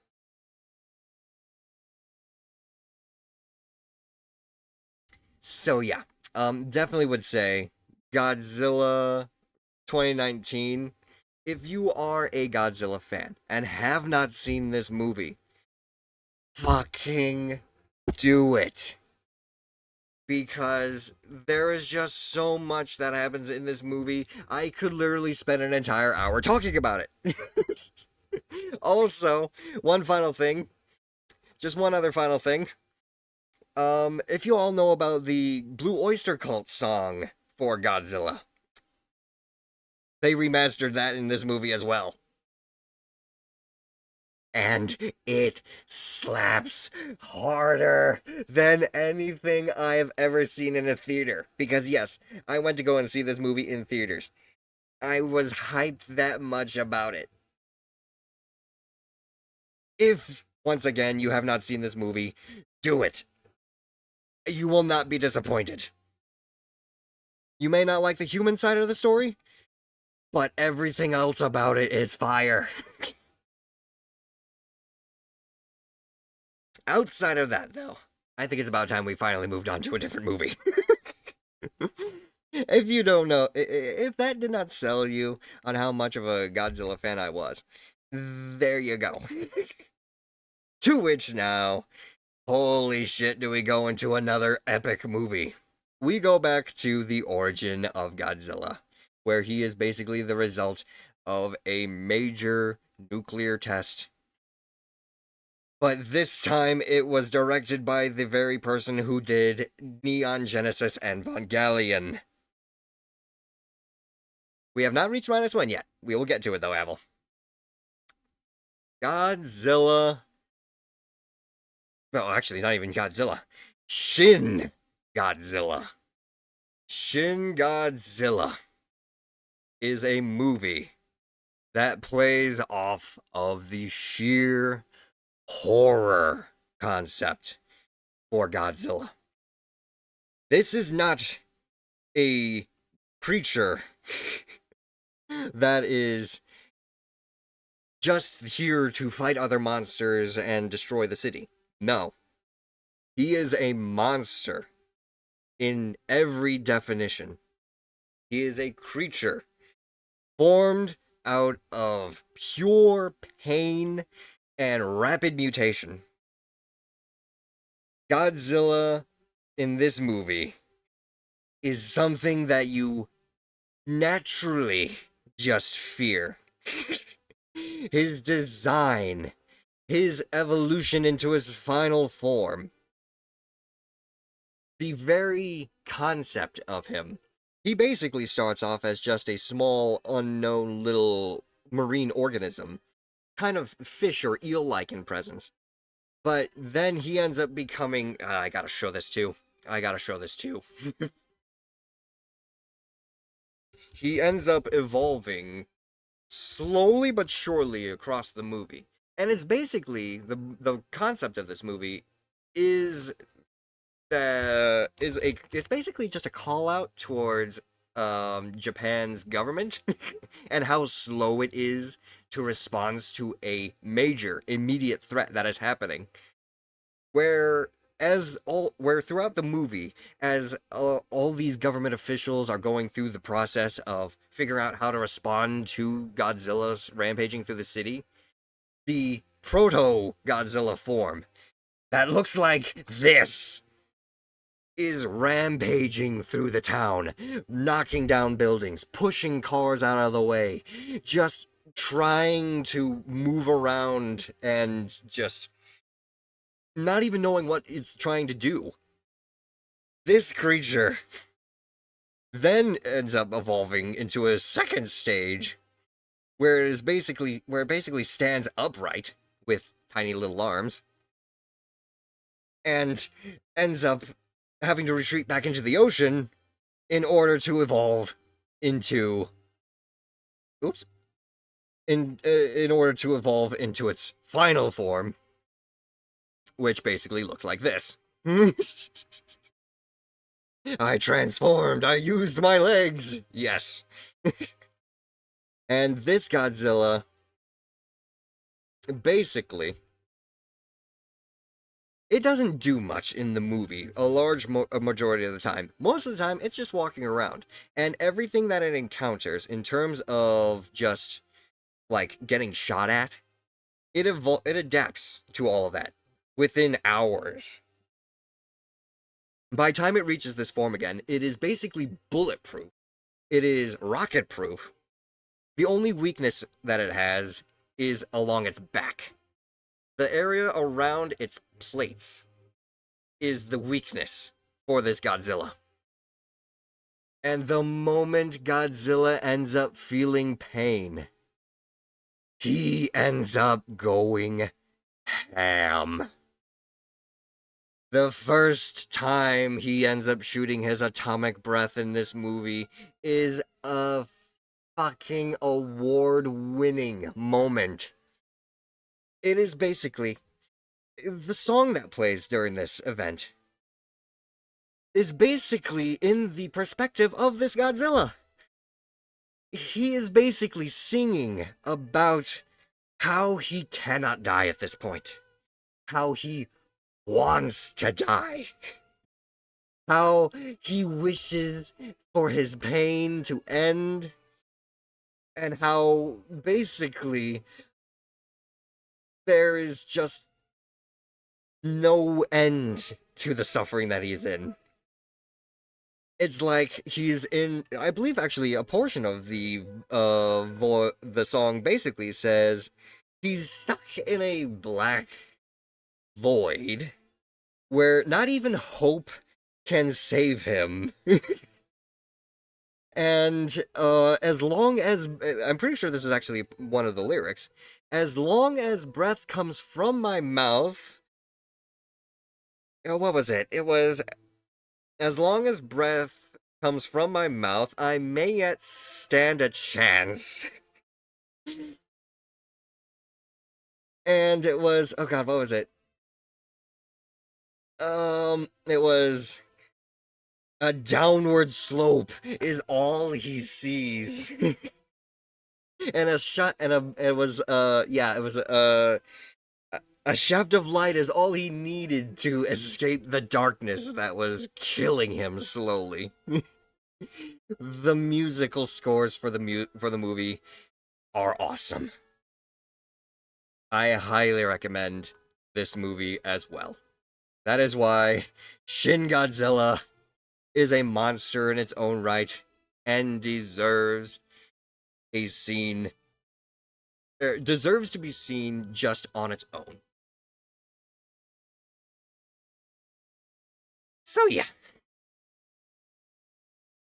it's just a really good movie.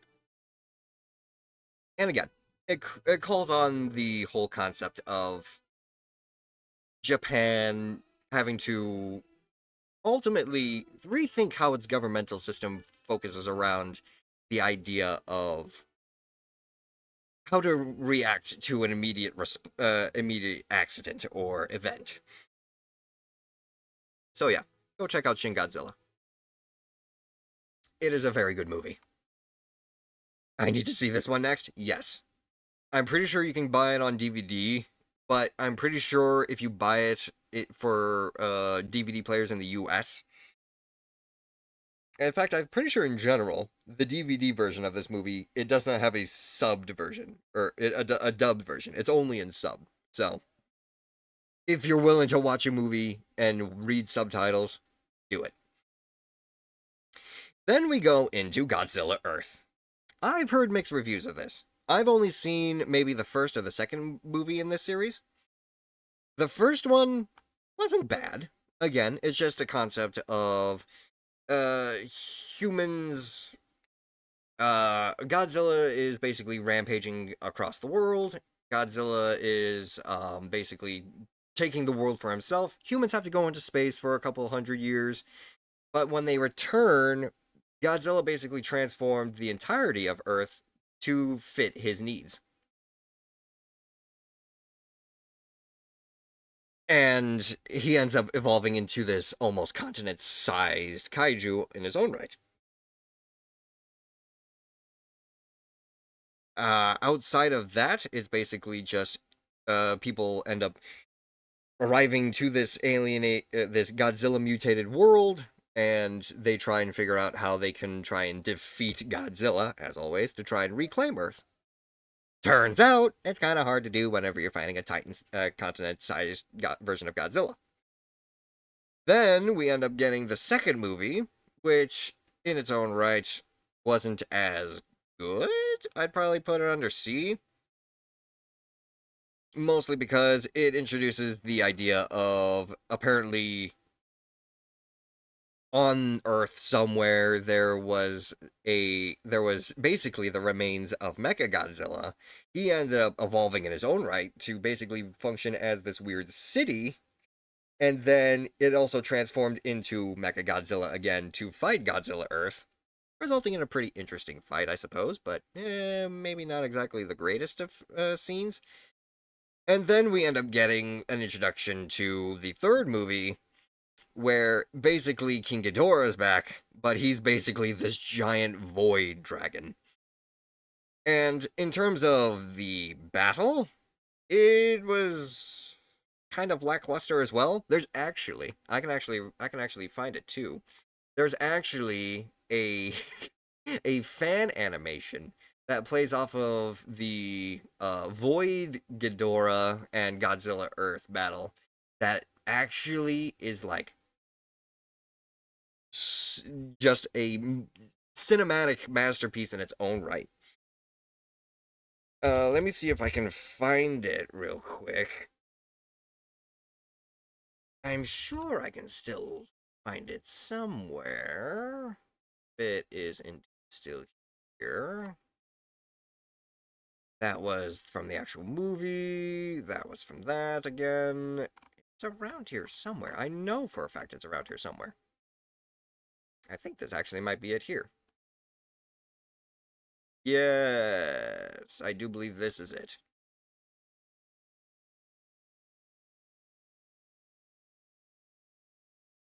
This is exactly it. Alright, sweet.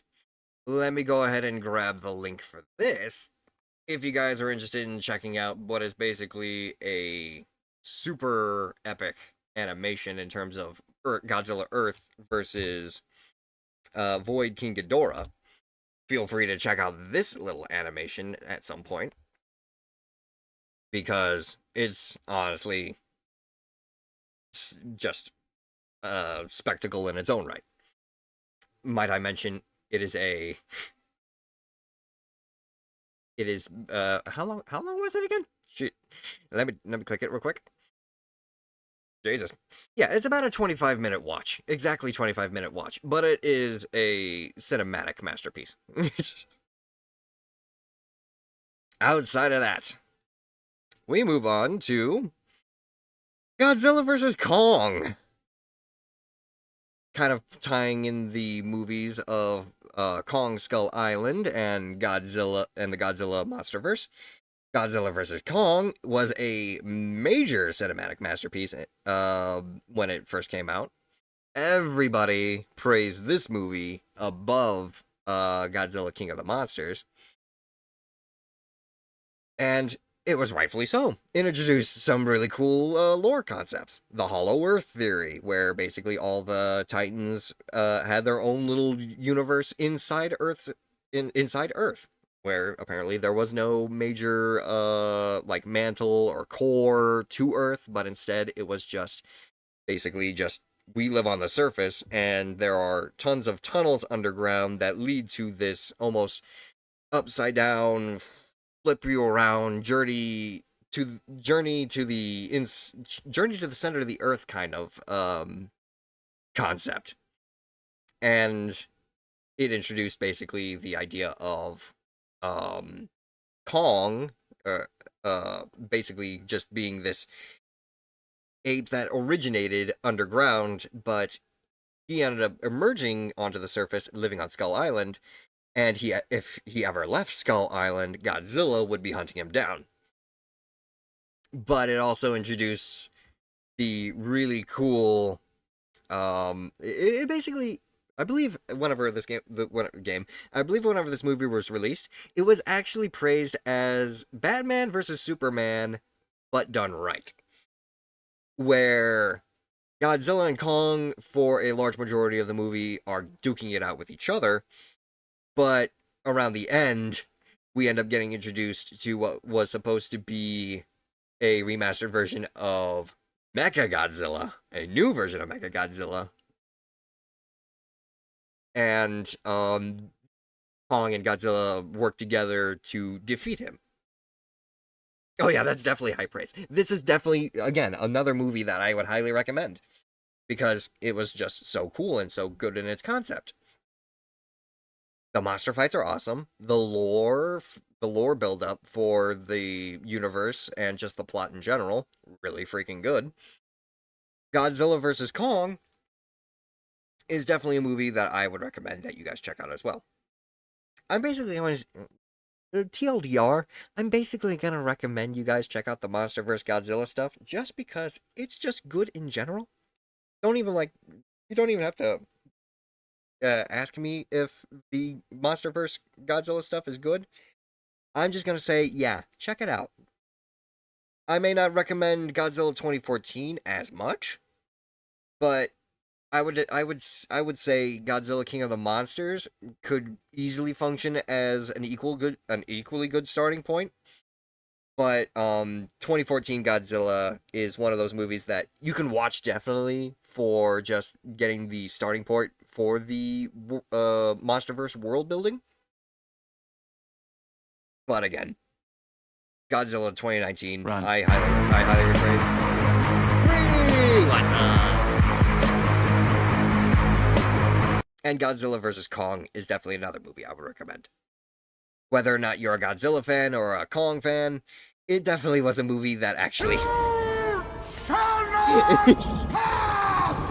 It was definitely a movie that definitely split the Godzilla and Kong fans, because a lot of Kong fans basically thought they got diddled in terms of how the script writers decided to portray their fights. But I definitely won't say I'm not biased or anything in terms of who I was sided with. Godzilla. Yeah, sorry.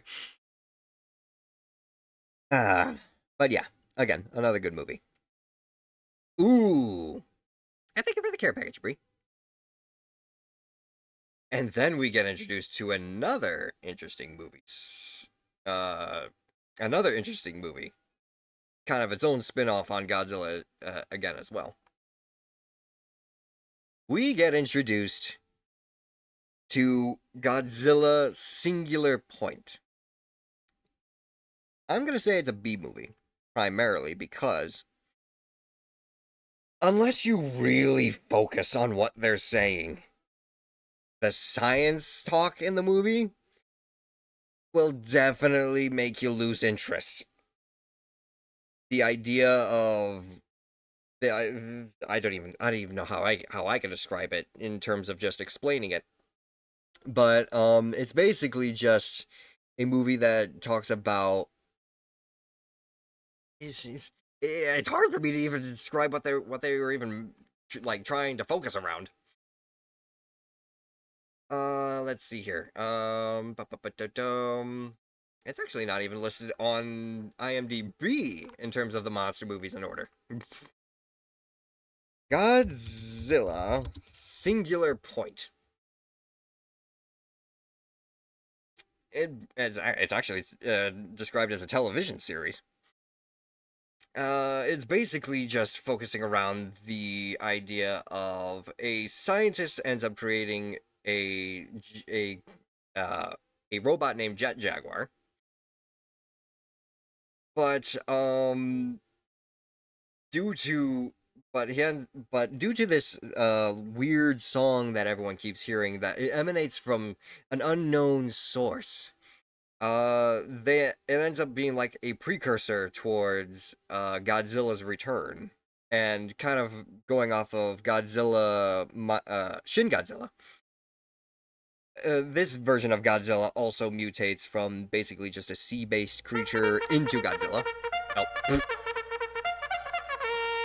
thank you, Gib. Was that the anime one that came out on Netflix? Yes, it was. Finally got available to chat again. So there's a theme in one of the movies. Did you say sounded unnatural and only destruction? That was King Ghidorah's musical concept there, Gib. But yeah, basically the idea is through this weird multiplanal, I want to say, or multi-dimensional concept, Godzilla returns once again to wreak havoc, and this weird red dust that he emanates ends up mutating things around him as well. So it's just an interesting. It was an interesting concept, but it wasn't anything like groundbreaking. It's kind of hard for me just to describe. The plot is just that interesting to try and talk about. Once again though, I primarily recommend it as B because it introduces a really cool version of Godzilla. The monster fights are interesting in their own right, and if you're willing to keep up with the science talk, it's also something that could introduce some interesting sets of thought and mind process as well. But yeah, nothing like too major with this movie, I would say. And I watched, yeah, you only watched only one episode. Yeah, you only watched one and only one episode. I watched the entirety of it, and throughout the movie, not even the movie, throughout the series, I was actually trying really hard to focus on what was being said and understand what was being portrayed outside of just seeing Godzilla in his new form, just fighting other monsters. Outside of that, apparently we also have another TV show series. Monarch Legacy of the Monsters was a TV show that kind of played out a little bit more in terms of the world building for Godzilla. This one basically focuses around a group of teenagers, one of them being the daughter of a scientist who was trying to track down Godzilla. There you go.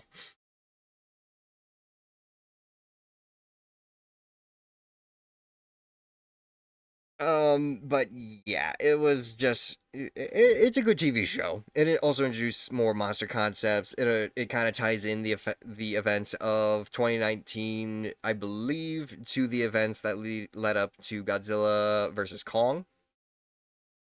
Basically, kind of tying those events together, but also just kind of following its own story. I would primarily say B tier if you can watch it on Apple TV, because it's only available on Apple TV. Go ahead and watch it. Outside of it, though, you don't really need to see it in order to understand what's going on in terms of the movies. And then, you asked for it there, Avel. You got it. Also, I'll have to do those jumping jacks real quick before we go into the next movie. Yeah-ta-ta-ta. 1, 2, 4, 5, 6, 7, 8, 9, 10. Ouch. There we go. Next, we go into the next major movie. The newest of the movies. Godzilla -1.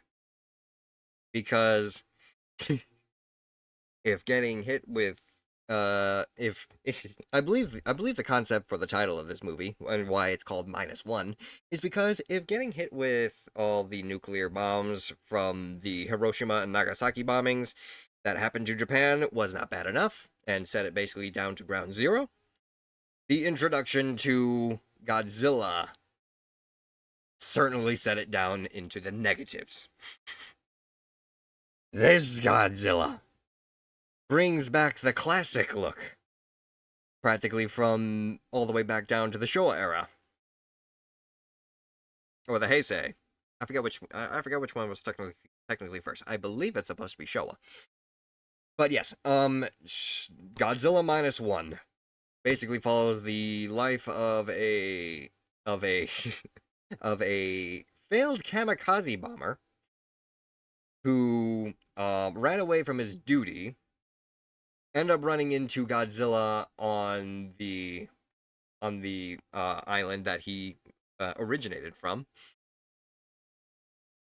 Then ended up getting everyone on that island killed, returning to Japan having nothing to his name, only to rebuild his life from the ground up, have Godzilla come in and destroy the life that Japan was trying to rebuild, only to have Japan, a group of Japanese civilians. Oops, sorry. A group of Japanese civilians and their military try and deal with Godzilla on their own, because I believe there was events happening between Russia and America in the movie that prevented them from being able to help. But yes, this movie, it was, oh my god. Again, I gushed over MonsterVerse and Shin Godzilla so much. Godzilla -1 is basically in the same boat, and I'm exhausted at this point. Just imagine what it would like to be in a city being attacked by Godzilla, and Godzilla just does one of those weird Fortnite dances. We don't need Miku Miku Beam Godzilla. Thank you very much, Gib. That's in my opinion from the trailers alone. Yes, this is definitely another movie, another major cinema event that just actually, and this is actually a fun little fact as well. Would you believe that it only took until Godzilla -1 in terms of its plot writing, its choreography, the animation, and everything about -1 for it to finally get an Emmy Award? Yeah. All of this. Nothing. This newest, most recent movie. The only thing that got an Emmy Award. It's surprising.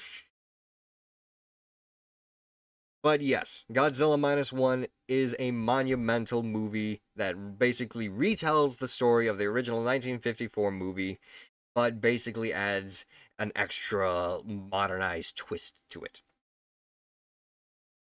It is great in its own concept, and what more else could I say other than the fact that the movie was so good it re-released in theaters in black and white just again as a callback to the original 1954 movie. It's the 1954 movie, but modern.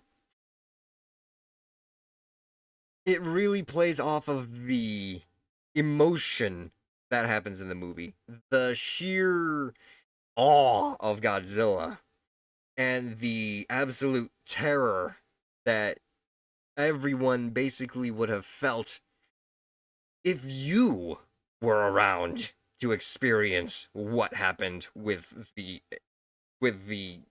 bombings of Japan. It's gruesome and horrible to say. I apologize.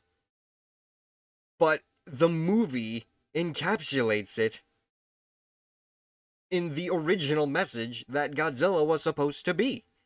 He is a walking nuke. He is a natural disaster that can happen on a whim. And he is the embodiment of why It's Godzilla! It looks like Godzilla Godzilla, is but so due to famous. international copyright laws, it's not. Still, we should run like it is Godzilla! Thank you, Avel. But yes, once again, Godzilla Minus One. Major cinematography masterpiece that literally got awarded and will go down in history. And finally, Godzilla and Kong. Godzilla X Kong. Another great movie. Do I say that it's as great as Godzilla vs. Kong or Godzilla 2019? I really wouldn't say so. But it is a really good movie in its own right as well. Ultimately, Godzilla and Kong reunite once again to try and fight a new major enemy, basically focusing around Kong and his backstory. If you're a major Kong fan, I can definitely say this is the movie that you will definitely enjoy, because you get to watch not only Godzilla and Kong fight each other for a little bit, but you actually get to see Godzilla you actually get to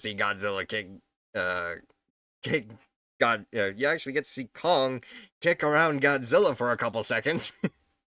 To the point where basically Kong is dragging Godzilla like a caveman, having just bonked someone over the head with a club and dragging him by his tail into a hole. Have fun. You're gonna go away now? Have fun with the spiciness? We will get to that in just a moment. Because, yeah, it's about time we did that as well, because we're on the final movie for this tier list. And funnily enough, I ended up just deep diving into the movie lore and history of Godzilla movies. I was not expecting to take this long just for one tier list. But yes, you enjoy your time there, Gib. Thank you for the lurk. But yeah, Godzilla vs. Kong. I'd say it's a good movie in terms of personal opinion. Nothing too major or groundbreaking, mostly because Godzilla vs. Kong, if you guys didn't know, the MonsterVerse movies were only supposed to be a trilogy. It was supposed to be Godzilla 2014, King of the Monsters, and then vs. Kong. We will have to, if anything, Avel, we can always do a metal tier list, or a metal band tier list, if we want to try and do tier lists again. It all depends on whether or not you guys want to see more tier lists. So if you guys want to see more tier lists, let me know by either mentioning it in the comment, or mentioning it in comments, or requesting it in the Discord, or even just showing that you are interested in this stream. So yeah, outside of that, I would say check out Godzilla vs. Kong. It has some really cool stuff to go with it. Kind of ties into the comics as well. But another movie where it's just like, yeah, watch it if you haven't. It's something you won't be disappointed if you do. I'm gonna watch this stream so much. I apologize, Apple. I'm pretty sure if you watch the VOD for this once, it only counts towards your account viewing it once. But yes, it's basically just if you guys enjoyed, show that you actually enjoyed a tier list concept.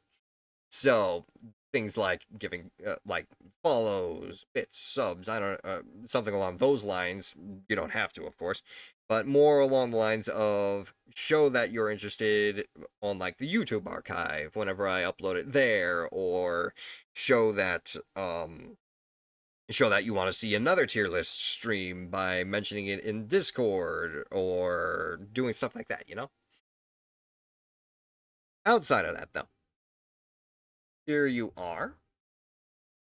This is basically my personal opinions, not completely subject to whatever you want, whatever you feel like should be changed. This is just my own ideas, whether or not I've watched the movie recently and remember its plot, whether or not the plot was interesting enough to remember, or if it was just something that was major in terms of its impact on the media background.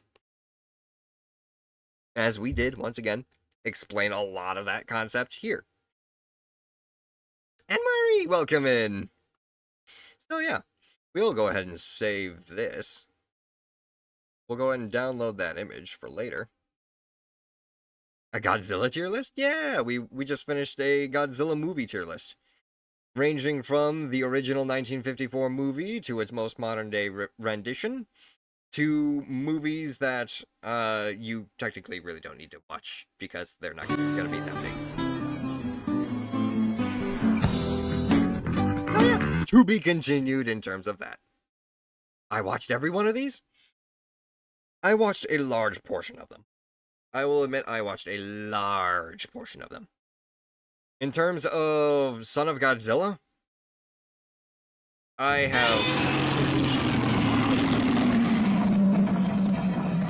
have heard enough stories to the point where I don't need to watch it to know that it was bad. I have seen concepts from the movie to know that it wasn't exactly a major appeal to the fans. Same thing with the 1998 Godzilla not really being a proper homage to Godzilla himself. But then I have seen things like Godzilla vs. Ebirah. I actually did not watch this one for the Godzilla Earth series. But again, I've heard enough stories to the point where it was like, okay, it wasn't that good. Maybe I just pass it up. Son of Godzilla, is that the one about the angst teen Godzilla that hates his father? Maybe?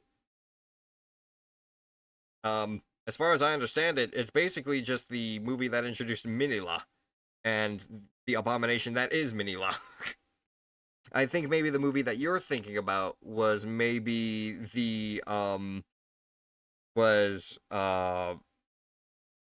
this version of the movie that introduced Minilla, but was basically focused around a kid that tried dreaming about being friends with Godzilla.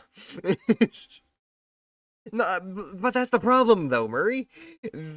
The fact that you're saying like that's angst teen Godzilla that hates his father, I honestly read that as like an angst teen that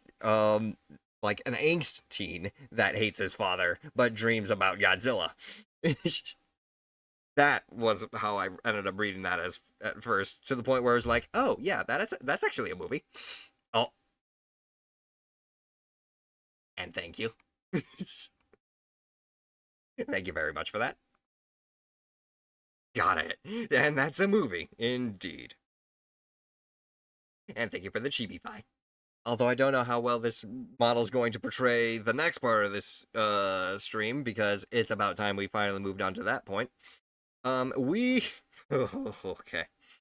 Let me just say, this next part of the stream is going to hurt a lot. Guys, he's a cute little puppy.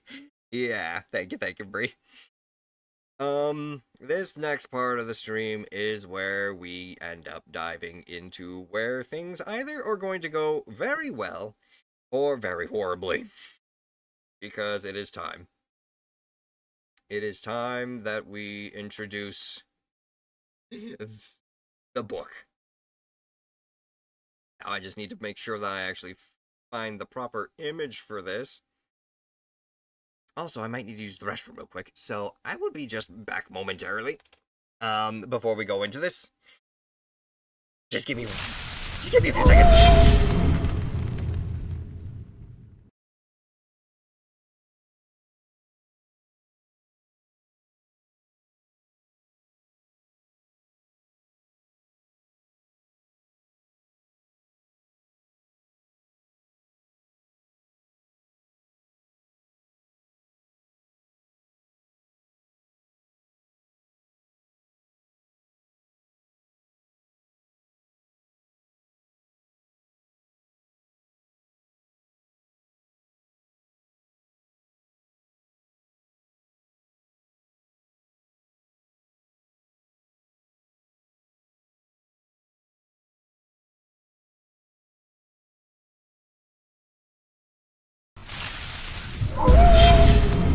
Okay, I'm back.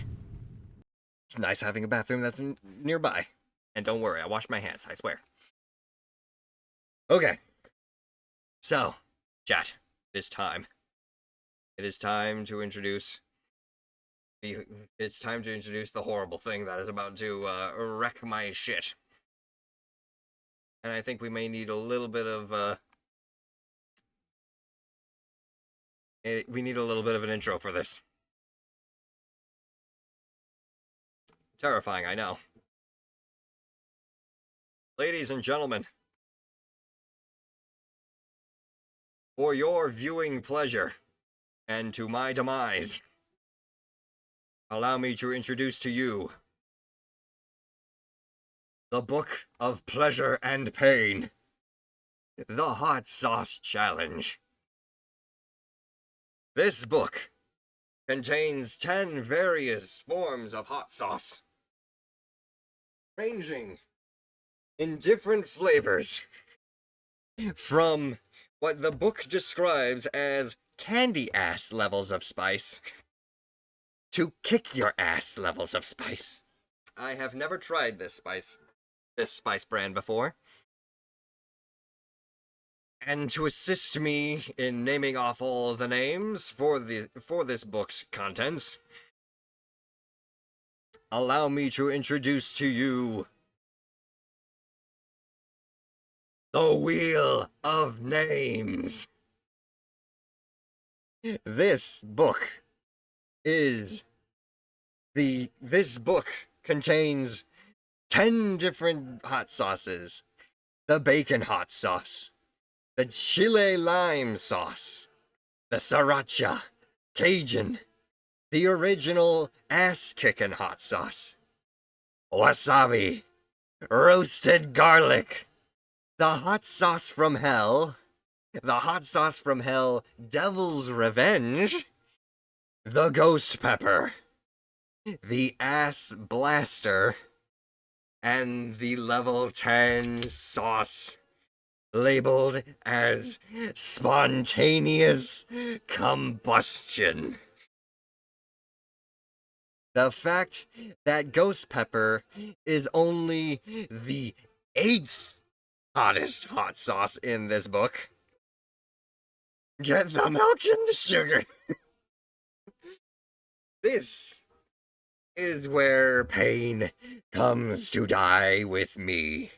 Because if you weren't around for the beginning of this stream, I will let you know once again, I don't normally do hot things. I don't normally do spicy food. Usually whenever I eat something above buffalo hot, I end up getting hiccups. Do not worry though. I have prepared this situation. I have my proper milk. I am probably only going to do small versions of the super spicy stuff. Call me a pussy, call me a wimp, I don't care. I don't fucking care. I don't want to go to the emergency room, so I am going to regulate myself. Because I have seen plenty of videos of people trying to do hot sauce challenges and it going horribly wrong. Exactly. And if even some hot sauce labels even just say eat only 1 drop, yeah. I ain't about to go and deal with hospital bills. Thank you very much. And thank you, Eternal, for subscribing with Prime for 2 months. I very much appreciate your support in this endeavor. And to answer your question there, Bree, where you're asking, before I start, why am I doing this to myself? It was a subathon goal. Short and simple. It was a subathon goal. So, to appeal to the hot sauce you laugh, you lose subathon goal, and to act as a thing for me to react to, I have with me a compilation video. This compilation video is known as the What's Upon a Witchlight animated in chronological order by the Legends of Advantris. The Legends of Advantris being a very major group. I would highly recommend you guys go and check them out. If I can see if I can't shout them out. I gotta hope that I'm spelling it properly, though. Legends of Advantris. Hopefully that is their full stream title name. That is not their name. Hang on a minute. I need to figure out who the Legends of Advantris. I need to figure out what their actual title, their Twitch channel's titled. Legends of Advantris. Oh, get over here. Yeah. They're a YouTube channel.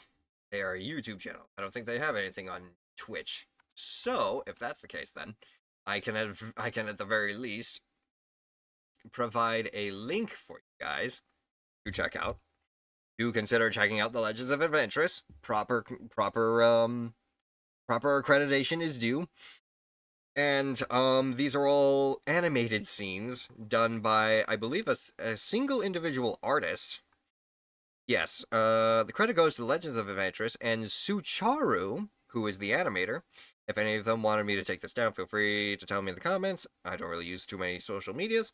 But yes, all credit goes to the rightful owners of Legends of Adventures and Sucharu. I will even provide you guys the link to Sucharu so that you can check out their proper animation stuff.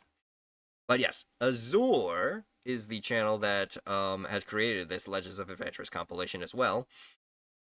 If you want, I can provide a link to their video as well. Once again, making sure I got all my bases covered here, so that you guys can check out the proper original creators of the content and the people who posted the video on YouTube that I'm going to be watching today.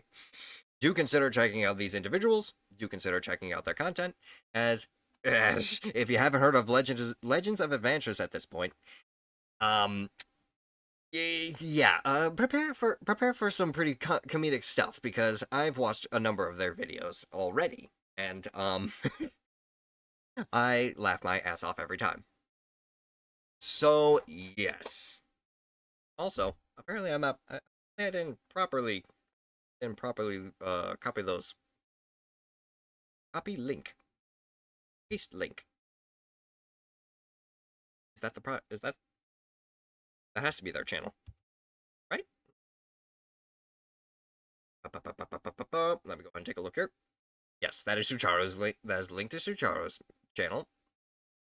And then the link to Azure's channel. Because I apparently did Legends of Evangris 3 times instead of everyone who was properly supposed to be listed. There we go. On that note, though, some ground rules in terms of the You Laugh, You Lose challenge. Number 1, obviously, if I laugh, I have to spin the wheel, figure out what sauce I'm gonna dabble into, and yeah, suffer whatever consequences end up coming from that. Rule 2. Commenting about the video is fine. Making a comment is fine.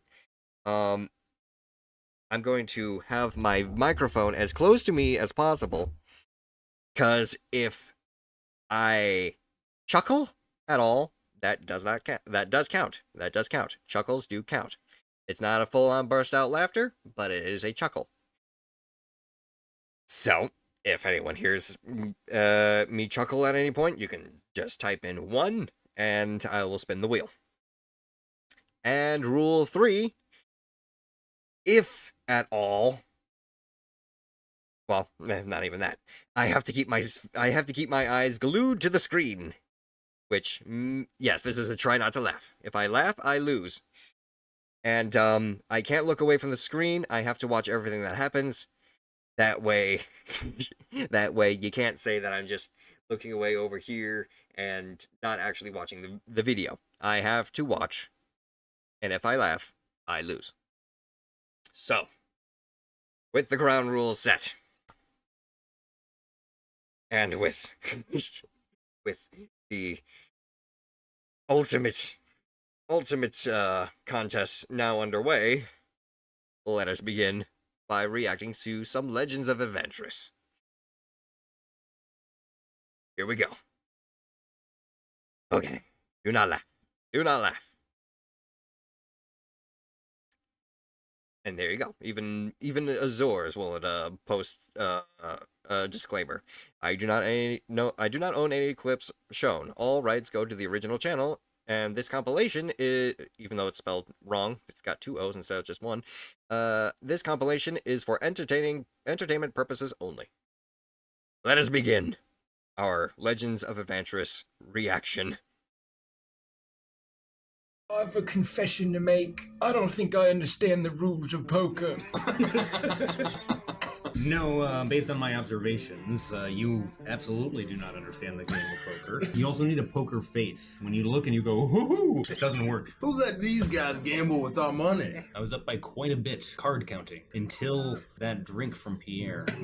I refuse to believe it was that free drink. I've never had a free drink treat me wrong. Gricko ate his cigar. I'm just kidding. Oh, this paper. Oh. You did throw up after you ate the cigar, didn't you, Gricko? My understanding is that if you soak tobacco in water, it creates arsenic, so you're probably going to die if you haven't thrown up. Oh no. I'll be right back. I'm gonna go run and puke up a bunch of us. What's the roll for that? Roll to die. Someone's at the door! Bro, you sure this I can do this. guy? Welcome to Patrick Rossoff's Warlock Guild! Okay, it sounds like him. The name's Kremlin Crew. You don't remember me? Never heard it a day in my life! Remember when you were a regular... Oh, trust me, if you heard me laugh, you will hear me laugh. I've never eaten crusty dicks a day in my life! No, you Nope, definitely I gotta watch. the crusty dick. I don't even Apologies if I end up missing crabs. messages because I have to do this. Probably have early onset dementia. You feel how young and spry you are. Come in, my pie is burning! Probably on account of the crabs from crusty dicks. Gricko, I think it's time for you to start facing your own mortality. Does your green child need a booster seat? My green child. Oh no, not the That's green child. The green child with the very large dog! No. This is actually a goblin. It's an adult man. This is an adult man that you're looking at. You're looking at an adult man goblin. Oh god, the facial hair. Well, be damned! I'm actually the oldest of the group. Oh, I was wondering why your voice was so low compared to most children. Anyway, my question still stands. Do you need a booster suit? Let's have a coloring page and some crowns if you want to color. I won't say no to that. All right. Oh, word jumble. Oh, Chair, yeah. floor, mouse, cat.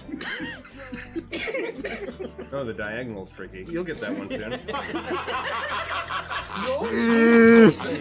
I can't remember what voice I used. Oh, it's me, Gricko. Hello, fellow goblin. Me, Gricko. Oh, my name is Gricko. Identity theft is not a joke. This is real DMing, folks, or you forget what voice you were gonna do for your NPC within the first 10 minutes of the session. Perhaps you never left the carnival, and this is the real original Gricko, and you were cloned and sent out into the world.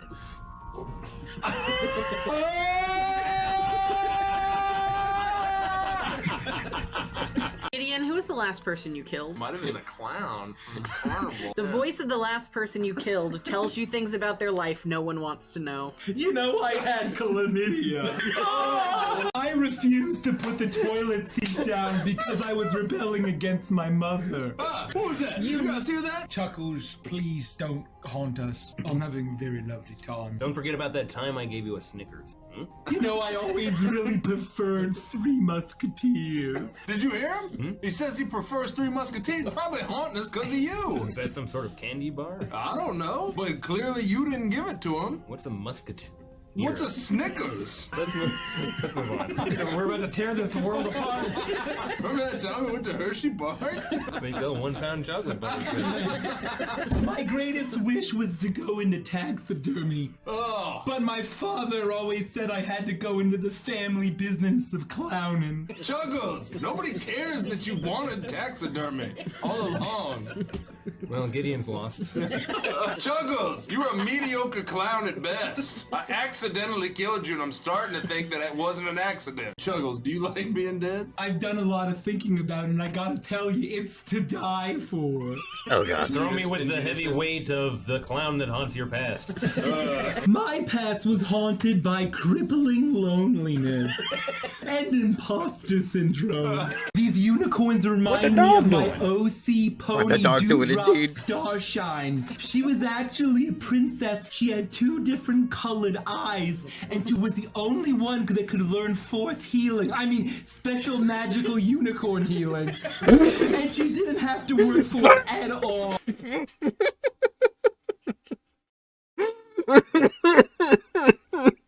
No! Why do I have to be the force healing joke? Damn it. Fuck. Oh, God. Oh, God, please. Spirits protect me. Spirits protect me. This is gonna hurt. I don't want to die. Oh, God. All right. Here we go. This is gonna hurt so much. Please, let it be something low to start off.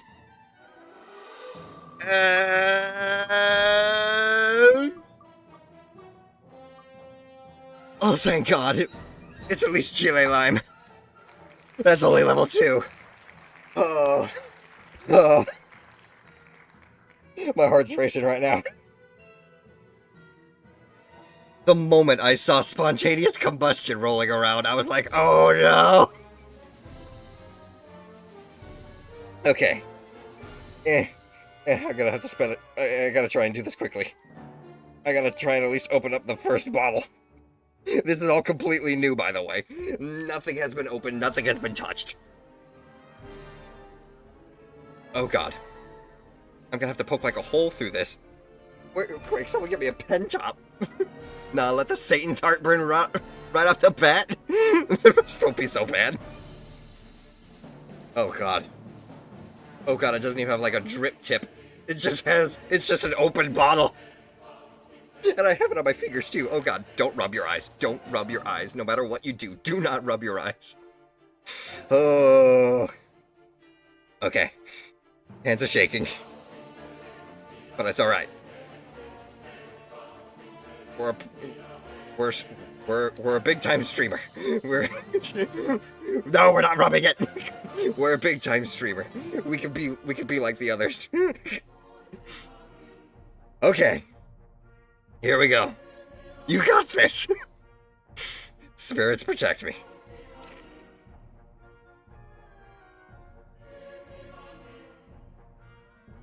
Ten makes you bash your head against the wall from how hot it is?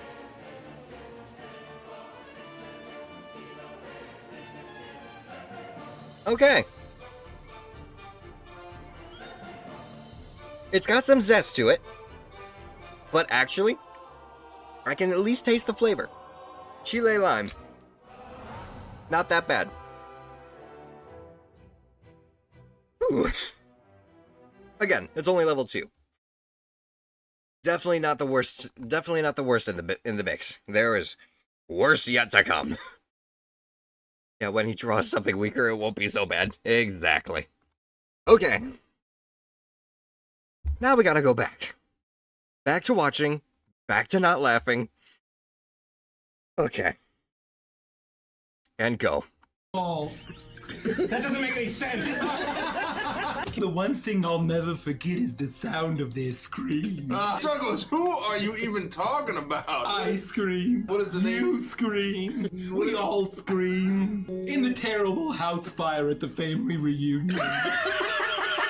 I mean, just hold on. Chuckles is telling one of his dark backstories again. He always seems to be doing that. Oh, how many origins can one clown have? Until you punch a guy, you really never know what he's gone through. Yeah, you know, if I'd known that he'd haunt me all my days just because I punched him in the body and killed him, I probably still would have done it. What in the nuts, that though? grave transgression, if we're going to be honest. I mean, I didn't mean to do it. It was intentional, right? Yeah, I mean, you did mean to feed him to the pigs at the farm.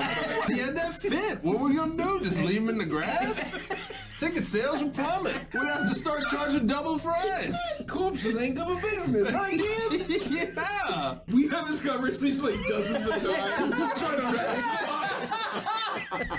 They keep talking about Chuckles for some reason. Let's just move on. Why is Gideon haunted by the murder of Chuckles? Well, did you see how hard he hit his body? I didn't hit him that hard. Well, you hit him right here. That's the kidney. Yeah, well, I'm not a surgeon. I was reminded when you punched Chuckles so hard that he laughed until he died. He felt prone, didn't he? Well, what's the definition of prone? Prone means like horizontal. Oh, yeah. He was prone. Yeah, you broke every rib I had. God, you were strong then. They never tell you how they shit themselves. They don't put those in the song. Gosh, I wish there was wine in hell. You know I never forgave you, Gideon. Well, you know what, Chuckles? I never asked for it. Okay? It's always whenever he Mom always laughs. says she wishes she'd had a daughter. How often does she say that? Every morning when I get up. Can we get away from this depressing kid? Duncan, how many sauces do you have? We don't need sauces. I mean, it's a little Wow. try. All right, sauces. What do you got? We've got a chili pepper sauce. Okay. We have a buttermilk ranch. Okay. Ooh, do that. We have a mango compote. Okay. We have a mild, medium, and hot. Okay. We got yellow mustard. Okay. Dijon mustard. Okay. Hot mustard. Okay. Cajun mustard. Okay. Oh, you want to know the rest of them? We have a soy sauce. Okay. A berry sauce. Okay. Raspberry jam. Okay. Is there maybe a We sauce have raspberry jelly. you enjoy? You could add to I want that. to know everything that's available to me. Well, God. Italian dressing. Okay. Thousand Island dressing. There's a lot of islands, okay? Caesar dressing. Okay. Do you have French dressing? No. You all the French dressing? Yeah. Oh, that's what I wanted.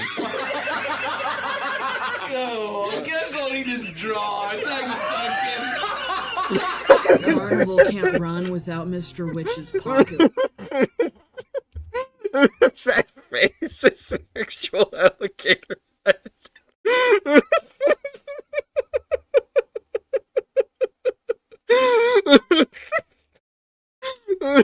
Fuck. Wait.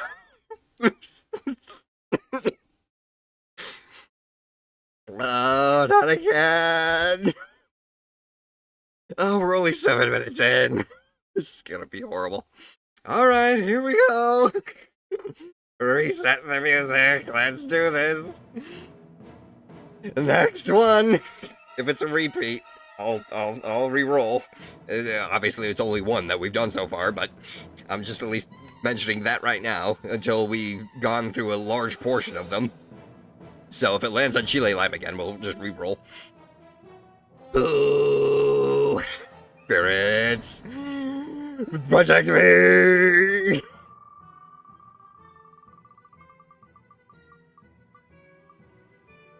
Oh no! The original ass kicker. And thank you, Apple, for the jumps. Okay, here I go.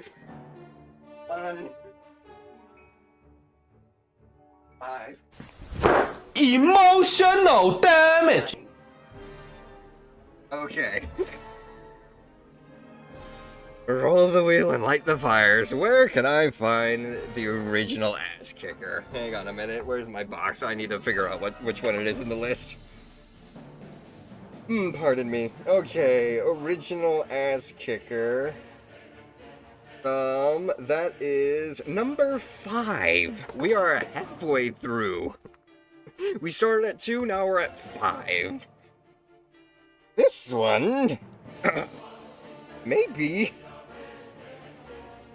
hopefully, is supposed to be at least the buffalo level of hot. You call it wishful thinking at this point.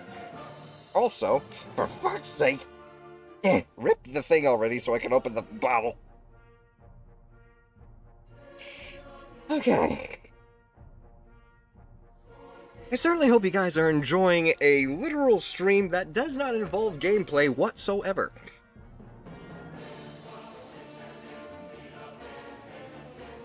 If you're enjoying this suffering, do consider leaving a follow, as a follow would very much be appreciated. Subscribe if you have the money. But outside of that, I'm gonna see. Okay, it's actually got some viscosity to it. So I'm gonna try and pour just a nice little drop out. Maybe a little. Okay, that might be that might be just a little too much. I'm not sure. But at least I'll be able to taste it outside of the corn chip. Here we go, ladies and gentlemen, the original ass kick.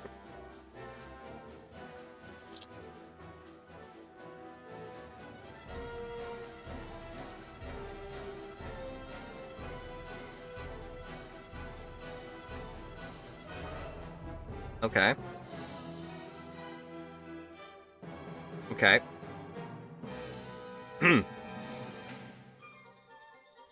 I mean, it started off actually kind of nice. And I would definitely say it's nothing too extreme. It's definitely got a little bit more spice and a kick, but it's not painful yet, which is good. I can work with that. And I definitely did a lot more with the ass kicking than I did with the Chile Lime. So that's saying something. All right. Perhaps, you know what? Nope. I'm not gonna say anything. I'm not gonna say anything, because if I do, it's immediately gonna go straight to spontaneous combustion. And we're not gonna deal with that right now.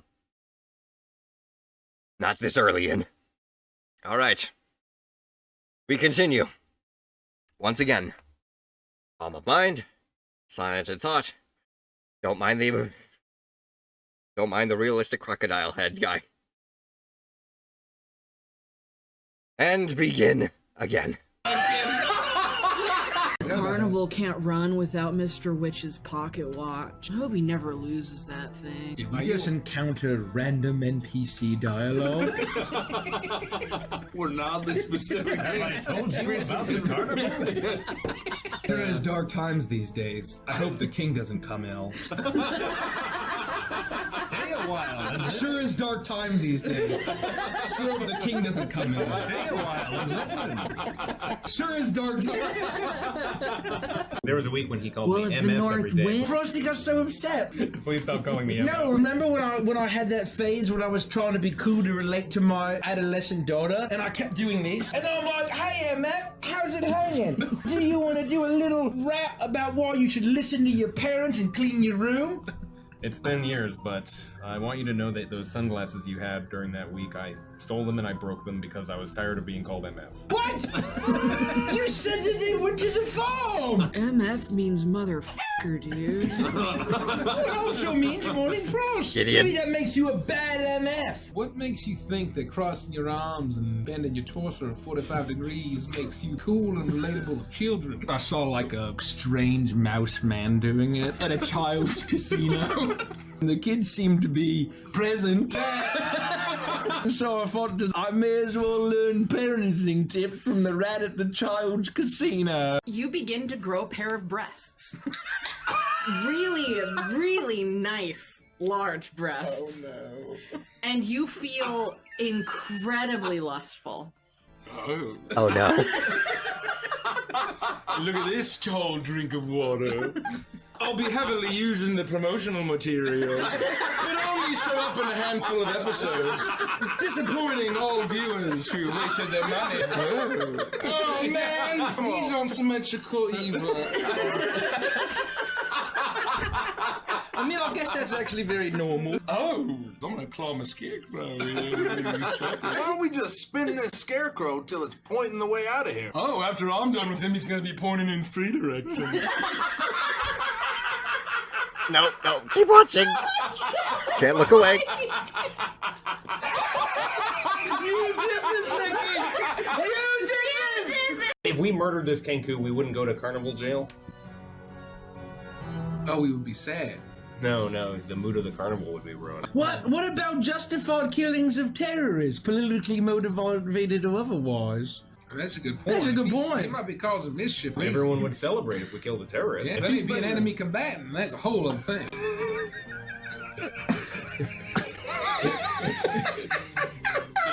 Gringo and the gang kill a terrorist. Chuckles, what's something you hate about modern society? Well, first of all, I just hate the fact that we live in a society. That one writes itself. I have 2 personalities. The nicest Did I? clown you've ever met, and a twisted f***ing I didn't chuckle. Why do the nice clowns never get the girl? I'm trying to learn why you went to hell. Love for Oh Chuckles my to God. read excerpts from 50 Shades. Yes, I dare you. Find something and read it. Just do it. Just do it. You want to do it? Just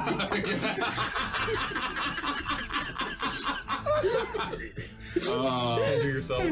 I quiver. He's my very own Christian Grey flavored popsicle. Soft and hard all at once. Like steel encased in velvet. And surprisingly tasty.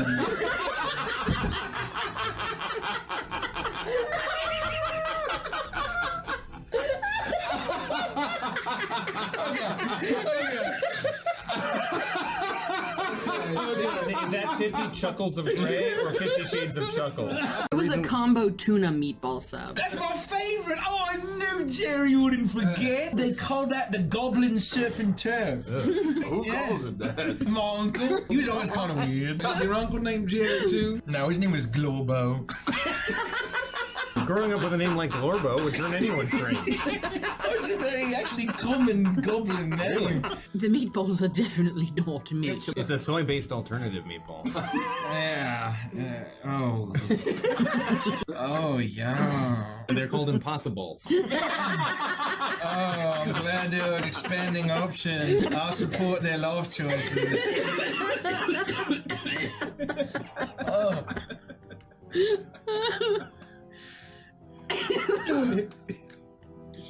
Oh, that's good processed sludge. Just like Uncle Globo used to make. To be a chili Rattle the cages. What is wrong with you? Rachel.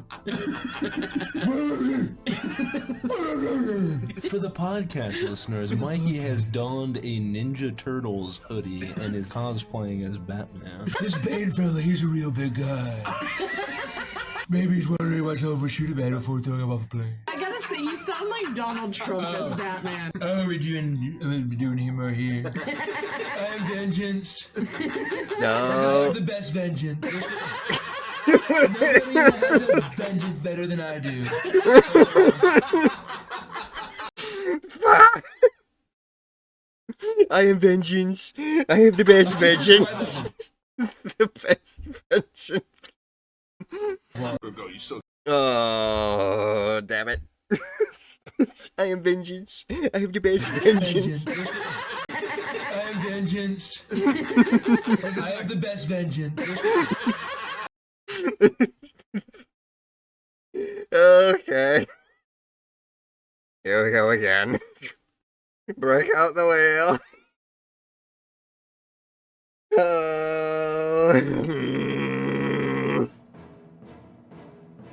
Pokemon mission. Give us another Pokemon.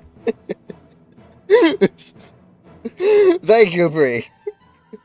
Thank you, Bree. I'm surprised you went that long. I admit that part where everyone was like, did he? That part, I was close to breaking. I didn't laugh. I didn't chuckle. But I was just choking on it. So. Alright. Here we go. Spirits protect me. I don't even want to look at the screen. And go.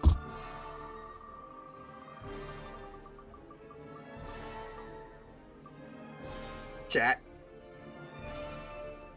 Chat, give it to me straight. Give it to me straight, chat. As soon as I open my eyes, I'm gonna look directly at you. Oh no! Wasabi! Oh.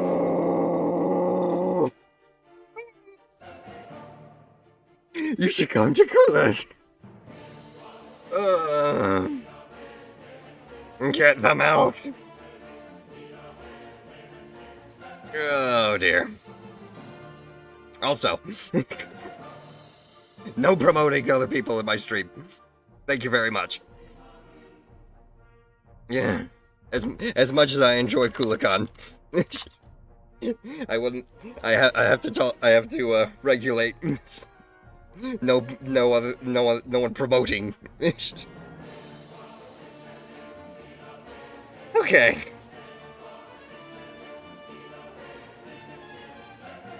Here we go. Opening bottle now. Wasabi isn't that bad. I've had wasabi. May the odds be in your favor with this one. Okay. Corn chip. Placed. Wasabi bottle. Open.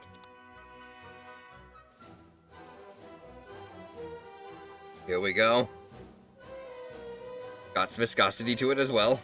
It's basically level 6. Okay. That might be a little... That might be... Is it green? I don't remember. No. It's, it's red. And it's all over my fingers again. Okay. I've had wasabi itself before, but I'm pretty sure every time I've had it, I've gotten hiccups. So let's see here. Pray for me.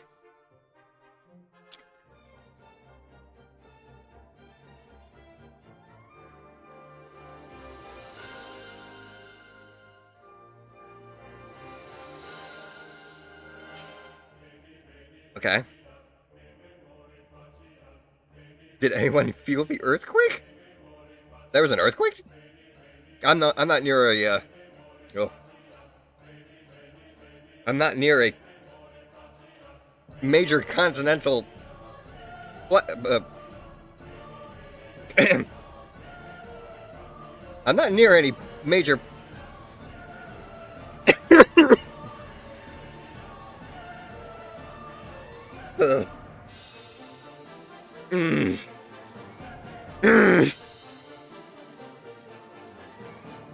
Oh. Yeah, and I just felt it in my bed. Context there, Bree. Context. Okay. What the? You no. Get out of here. Get out of here. Okay. Okay. Try to swallow the small chunks. Okay. Okay. Not as bad. Not as bad, but definitely some more kick. Are you okay? Hang in there. I'm fine. I'm fine. I'm good. Surprisingly, yeah. Surprisingly, the wasabi didn't have as long as a kick. Well, I say as long. I just spent a solid minute kind of choking over myself. But, it wasn't as bad. It's got, the chunk of corn chips still in my teeth is still got some of the wasabi sauce on it, though. So every time I end up getting something loose and I end up swallowing it, it just burns a little bit in the back of the throat. But yeah, wasabi, not that bad. Okay, so, thank you, wasabi. Anything higher than garlic will need milk. Understood. Again, that was only level 6 at this point. So, it's definitely got a little bit more kick to it now though, so, let's do this. Centering ourselves, focusing on screen, and continuing once more. Nobody does dungeons better than I do. I never tried that before. Go, you still got any more of that sandwich? I'm gonna level with you. I was just gonna tear bits and pieces off of it and see how far I can throw it. Okay. 20 election pieces. Yeah. You can't hit the guy with the stupid looking toy right over there. You take one of these impossibles, you throw it. What was it that you advised him try and hit? That guy with the stupid looking tie. Yeah, the guy with the stupid looking tie. But it's not a tie. It's a bow tie. And as he turns around, you see the big round ball on his nose. As he honks it, and his tie squirts water at the children in front of him as they clap. This impossible smacks him in the face. He goes to say something, but his eyes roll back in his head and he falls over dead. Can you please move the happiness tracker down one as the children's watch the death of a clown? Again? What? You stop joking around, Klutzy. You still make it. Let's get you some flash. My underpants were like shredded wheat. Oh, here's your hat. Kermit's hat. No. Phew, there's children coming right here. We're gonna go to fairy jail. You let that hang out, can't That's you? what I'm saying. Toba's gonna get added to another list. What are you suggesting, Bricko?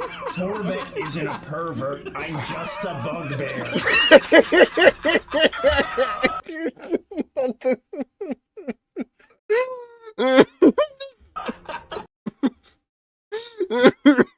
No, not this. I'm just a bugbear. Fuck! Oh, no.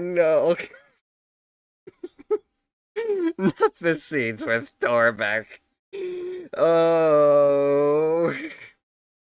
Alright, here we go again. Always remember Torbeck is refined and sophisticated. Oh.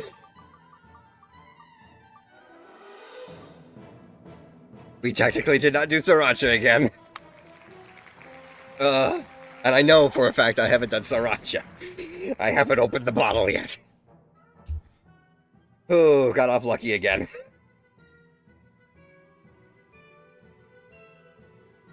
Whew. Okay. Oh, come on. Why'd I have to break? No, no, no, come on. I can still screw it right. No, come on. Damn it. I'm gonna have to go in there and try it. No. No. Come on. Curse you, sriracha.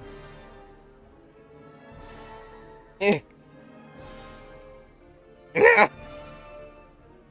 I can't work my fingers around it. I don't have any nails. My tiny puppy hands can't rip the plastic. Ow.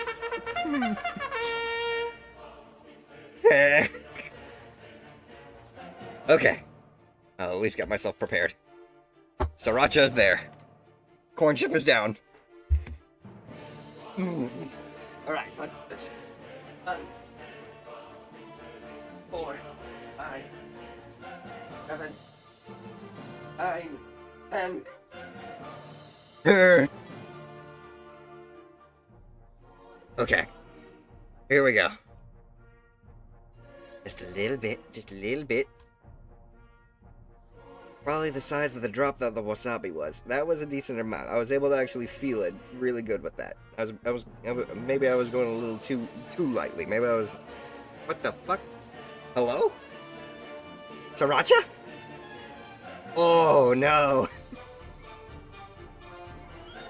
Why is sriracha the thickest one of all?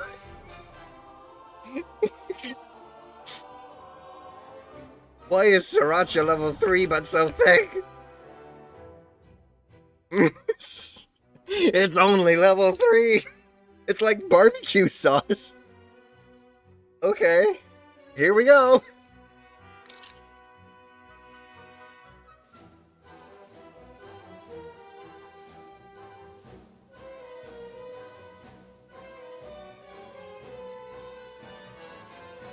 Oh god.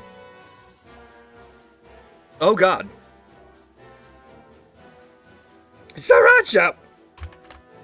You're level 3! Yeah. Oh no, the hiccups! Oh no! Sriracha!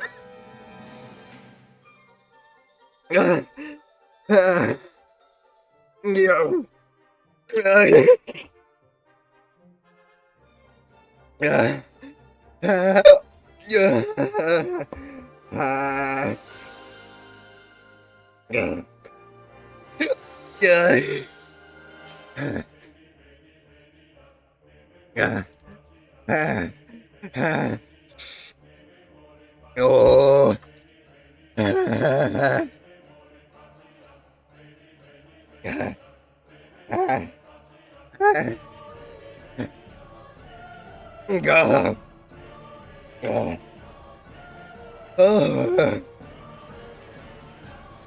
It was barbecue sauce, dark. Oh, my eyes are watering. I'm panting. Milk.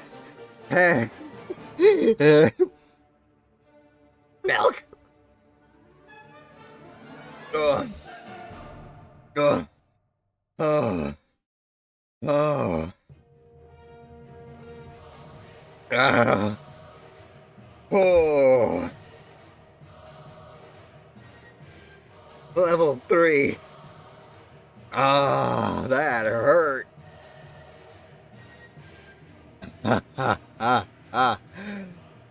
Ooh.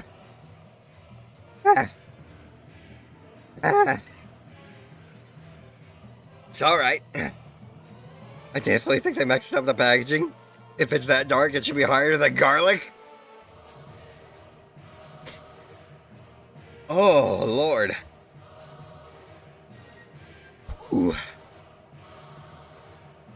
Oh, it's alright. It's alright. Kind of fun, kind of funny that the Fatalis theme started playing there. Yeah, definitely felt like a dragon for a second. Maybe just a little bit more milk. Holy. Oh. Oh, the nose is running now, too. Okay. So, which ones have we done so far? We done 2, 3, 5, and 6. Okay. Whew. Okay. Mouth has still got a bit of burn to it. That's alright.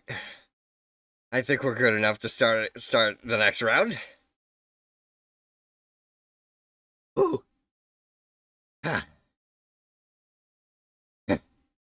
Once again, if you enjoy what you're seeing, you can certainly leave a follow. Alright. Oh. Okay. Eyes on screen. Return to Zen. And begin. I'm pausing this. Hold on, one second. Andy pitches this character to me, and he says, I decided to play a sad character so that things wouldn't go off the rails. Torbeck's pretty sad. I thought I was laying that on The only thing that looks like it's going to fit you is a Playboy bunny outfit with very large ears. Guys? Fishnet tights, little cuffs. The hair is just pouring out of the fishnet. You like can't even see it. Gideon, will you please tighten my bra? Yeah, oh wow, that's really jammed straight up your ass crack.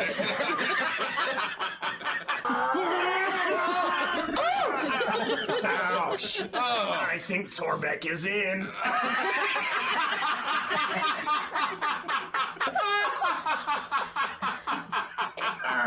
You win a wooden wand with 8 charges. Oh, Gideon, Torbeck has seen that wand before. Clementine owns one.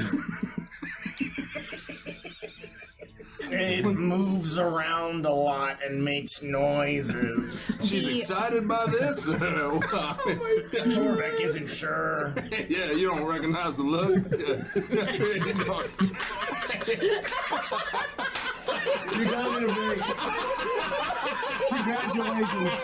You win. Yes, you finally got there.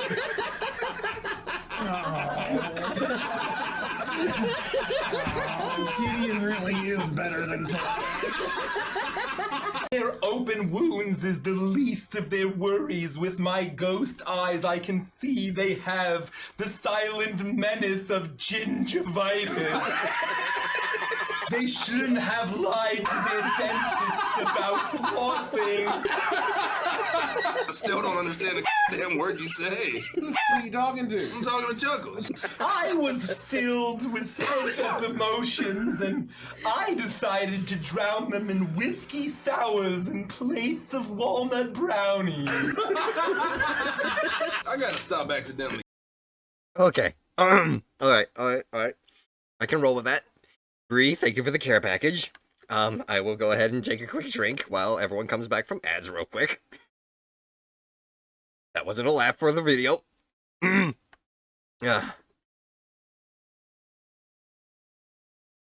kind of a bit of a nervous laugh now I keep thinking about it. Sriracha was level 3, and it hurt that much. I'm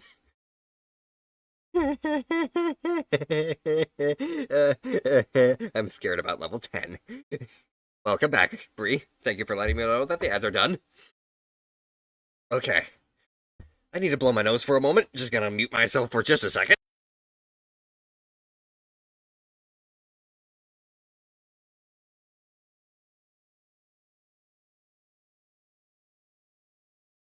If it wasn't Apple, then, again, if that wasn't level 10, I'm a bit nervous. Ooh, excuse me. Thank you, root beer. Alright. Who? Actually, maybe mixing root beer and hot sauce isn't exactly the best idea. Alright. Continue.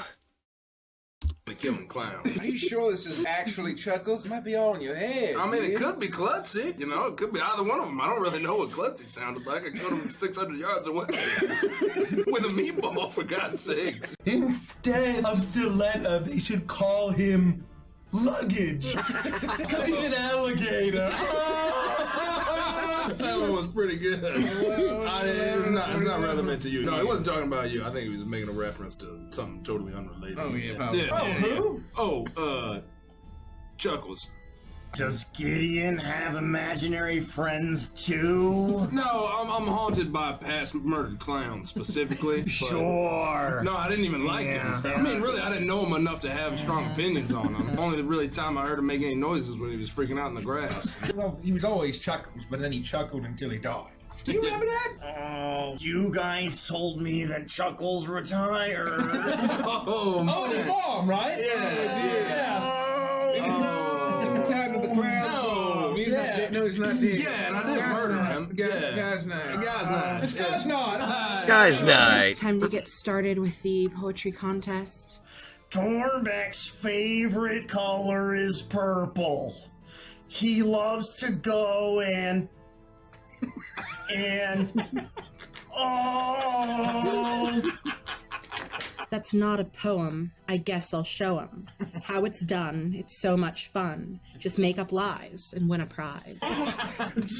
Torbeck has changed his favorite color to orange.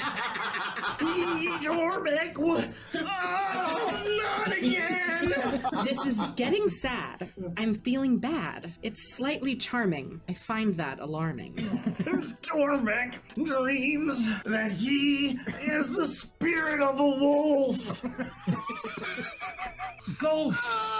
Nothing rhymes with wolf. I must produce an egg. Nothing rhymes with wolf. No. The wolf. It had to be a wolf.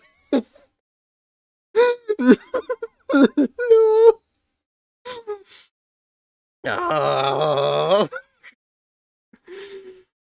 Not again. Must produce an egg.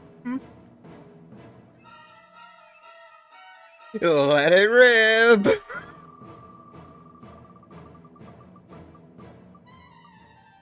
Ha ha.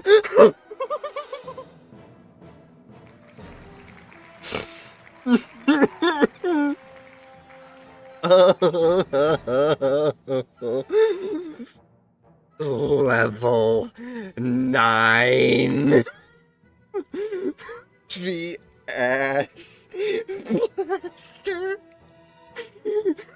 Level 9.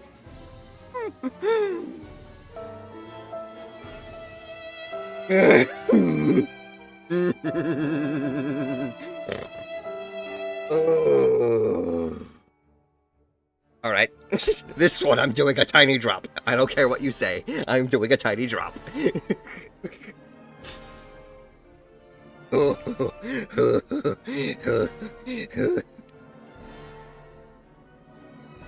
I don't blame you. And why sriracha was like barbecue sauce. This one's like water. I gotta be careful when pouring this. Otherwise, I might pour a little too much. Okay. Whoa.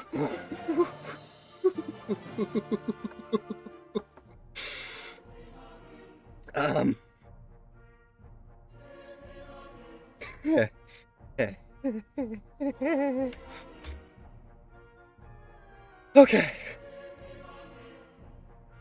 If it mixed the sriracha with the ass blaster, if what Aval said is true and they just messed up the packaging, please let this one be the one they mixed it with. What is it?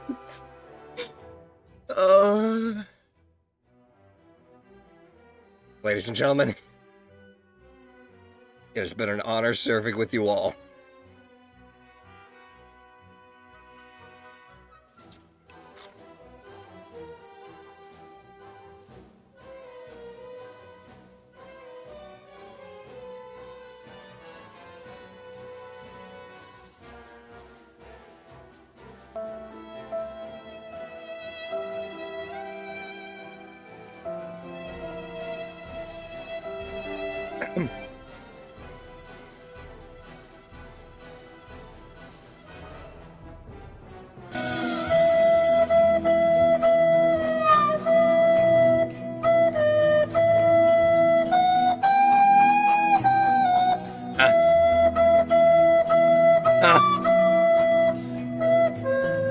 Wait a minute.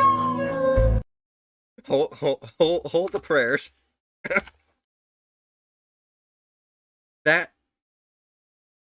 That was nothing.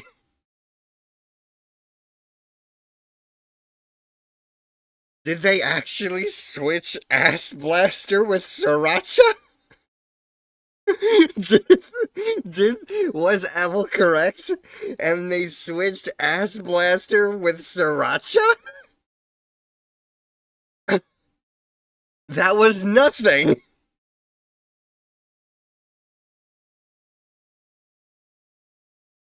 Fucking Ass Blaster had me Sriracha had me hiccuping. This was nothing. Hang on. I might be signing my own death warrant here. Hold your applause. Hold your fucking applause. Consider this once again my death warrant, because I poured more than just a few tiny drops. This is basically covering 3/4 of the chip now.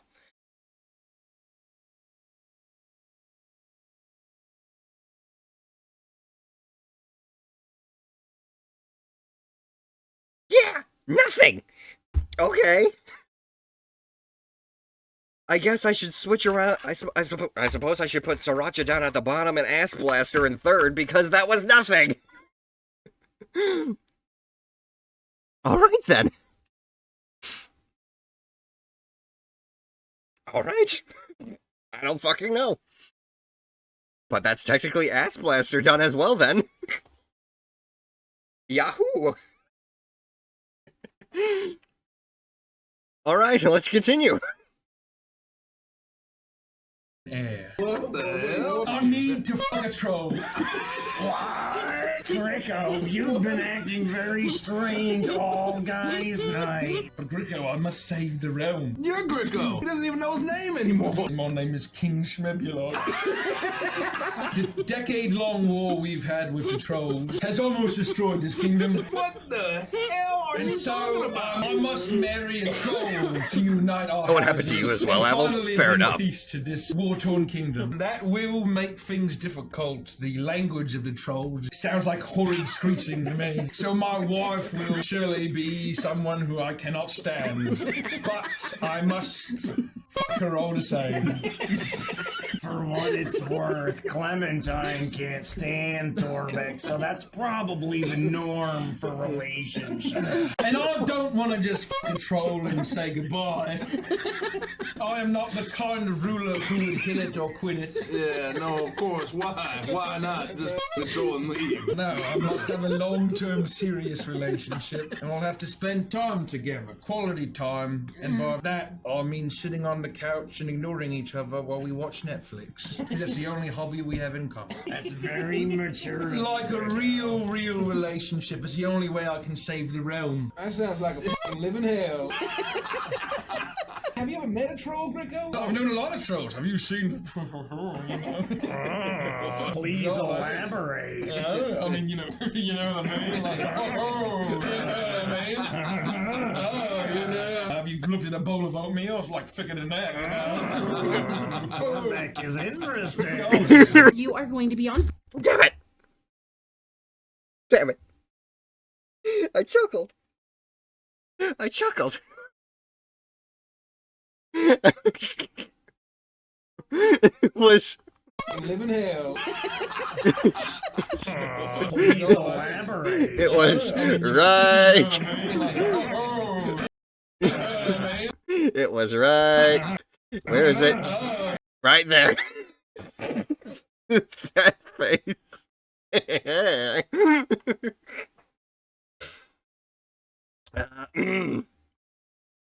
Right then. Cue it up again. Let's fucking do it. The faces. Yeah, it's always the faces. Okay. Thankfully, I can only assume that the rest of the labels are correct. Otherwise, we're going to have to deal with something that might be worse than what is supposed to be Ass Blaster. An Ass Blaster was bad enough. Okay, so Shamanic, hopefully you learned a crucial lesson. Safe words are important. Mecha! Gratitude to you once again, Mecha Omega. Your loyalty to our pack does not go unnoticed. Together, we shall howl at the stars and run wild through the night, embracing the freedom of the wilderness. Thank you very much for the raid there, Mecha. I certainly hope you had a wonderful stream. Be sure to go and check out my friend Mecha Omega. Oh no, we come in and seems you have pain, huh?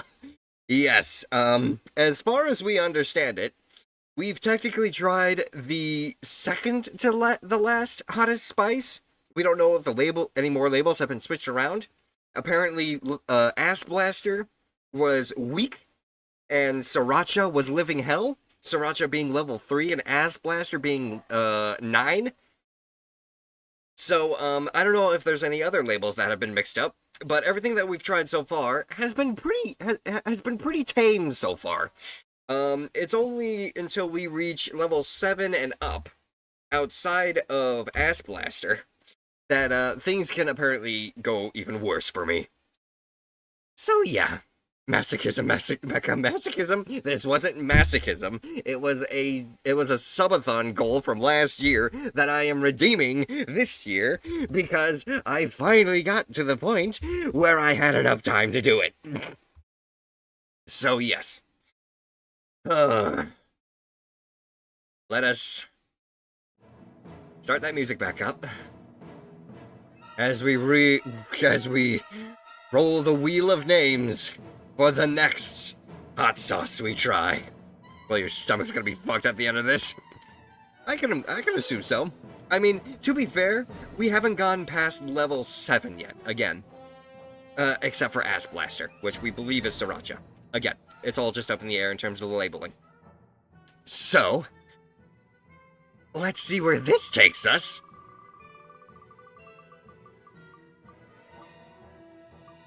Okay. The spirits spare us. Level 1 bacon hot sauce. It should be the simplest of hot sauces. It should be the tamest of hot sauces. But now, I'm concerned if any other spices got their labels switched around. Unfortunately, I did not get the package that carries Da Bomb. I actually didn't think about getting the one that had the bomb in it. So, this ought to be interesting. Hopefully, since that has bacon, it won't be so bad, right? I mean, yeah, again. Hopefully it does taste like bacon. Oh yeah, I've seen Zen take Da Bomb and the last dab, so... Satan's piss is worse than Da Bomb. We will cross that bridge again if I ever decide to do this again. It'll definitely be a different listing for hot sauce challenges though. Who knows? Maybe I actually will grab the one that has Da Bomb in it. Okay. So, gonna. Ooh. Okay. It's syrupy. It's not watery. It's at least syrupy. And where'd that label? Not the label. Where'd the lid go? The lid. The lid. Okay. So I could see you noping out of anymore. If we end up reaching it again as another subathon goal? Maybe. Maybe not. We will see. Alright, but bacon hot sauce. Here we go.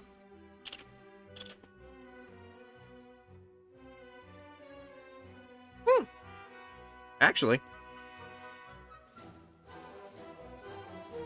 I will definitely say right now, I can put your assumptions to ease their I can put your assumptions to ease their start. Bacon hot sauce does have a smoky bacon flavor to it. It's actually really good. Hang on a minute. It's so good I'm gonna have another one. That bacon one is actually really good, yeah. That is nice. And thank you for the care package. I actually really like that. That was actually delectable. Very flavorful. Didn't actually want me to burn off my tongue. But that means the only one out of anything below level 5 now is level 4, which is the Cajun sauce. Outside of that, it's all downhill from here. Alright. Let us continue. Have you looked at a bowl of oatmeal? It's like thicker than that. Torbeck is interesting. You are going to be on breakneck, and your color's red. And she's going to pass you up. Torbeck gets a bad feeling about this. Okay, breakneck. Nobody sorry cheers. You drew me. You see people kind of looking and going, Torbeck leans down into Breakneck's ear and says, "Please, Snail. Torbeck has never asked you for anything. Go as fast as your snail body will go." Okay, Breakneck, it's time to silence the haters with a cool move that Torbeck learned from the children. Oh no! Torbeck got a natural one! Gideon, the voice of the last person you killed tells you things about their life no one wants to know. Derek, can you be klutzy for me? Klutzy, klutzy, klutzy, klutzy, klutzy, klutzy, klutzy. I'm so klutzy today. Oh, hi, Mr. Gideon. It's a pleasure to meet you, sir. Oh, God, no! Well, it's just so nice to be here in clown heaven. Chuckles told me all about it. I'm going to be spreading joy and laughter for eternity. You're in hell, you despicable clown! Oh, you joker. I'm not in hell. Stop talking to me, fallen honk knight, with your allergy to hobgoblin oysters. Your weak, horrible frame, you couldn't stand one single blow. So would you like a joke? I can make you laugh. Free my hands, Lord Crummington. I have to kill him a second time. Are you sure you don't want to hear a joke? I can squeeze my nose, I can make it honk, and I can say, smell you later. Chuckles, honk knight, I will figure out a way to get wine to hell if you kill Klutzy. I knew you would miss me. What are you doing? Careful what you wish for. It like starts to like down pitch.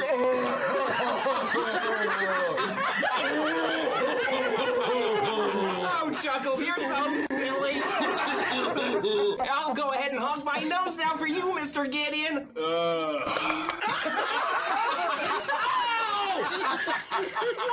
Why did this happen? Oh, gosh, my nose is broken. This isn't heaven at all. Chuckles lied to me. Mr. Gideon, I think I might not be in heaven after all.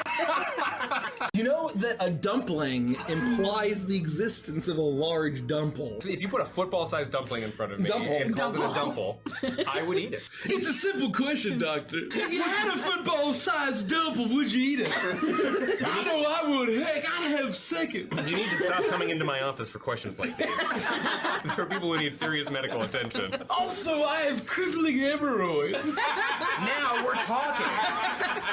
This is my favorite part. Plot twist, that wasn't a chainsaw. Oh gosh, Doc, you're gonna leaf blower my hemorrhoids? You're coming right off.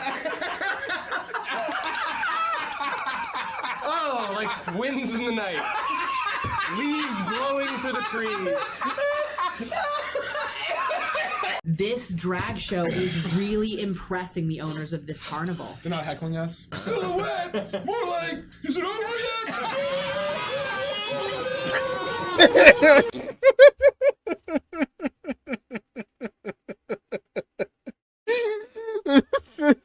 Like, is it over yet?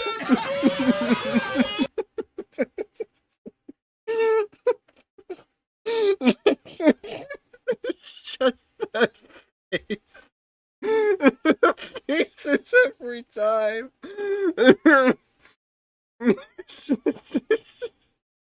Fuck. Oh no. Torbeck's got a bad feeling about this one.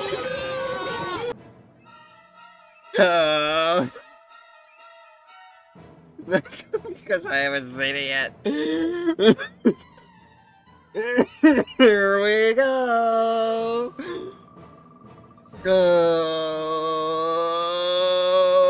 We've done that one already.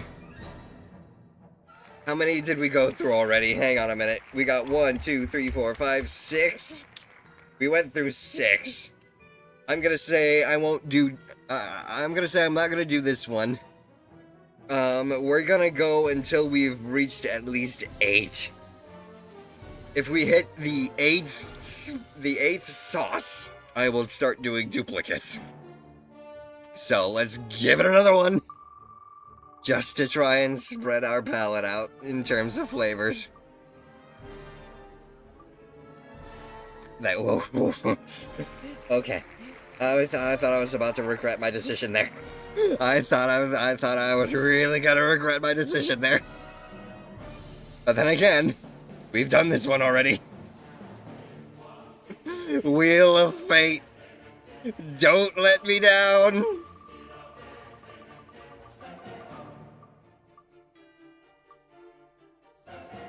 Cajun? That's number 4.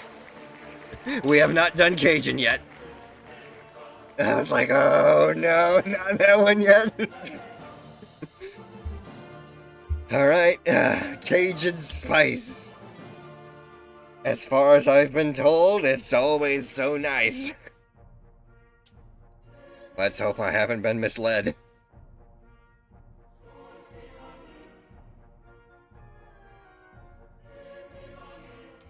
Okay. Corn chip, down. Make sure cup side is up.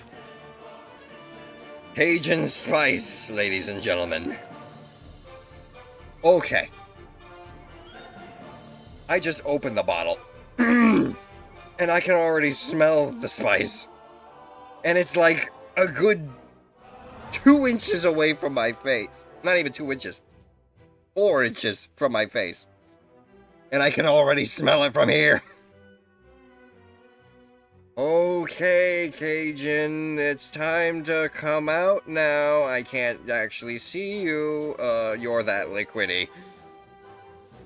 Okay. Ooh, that's a decent amount. It might have happened again. Do not talk, Owl. Do not say such things. Please. Do not tell me Cajun got switched around with something higher on the list. Okay. Alright. It certainly isn't a sauce, but it is still got a liquid to it. Cajun.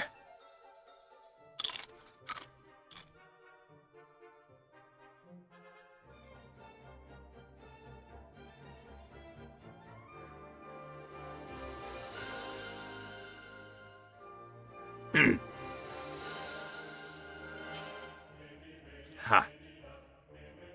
Ha.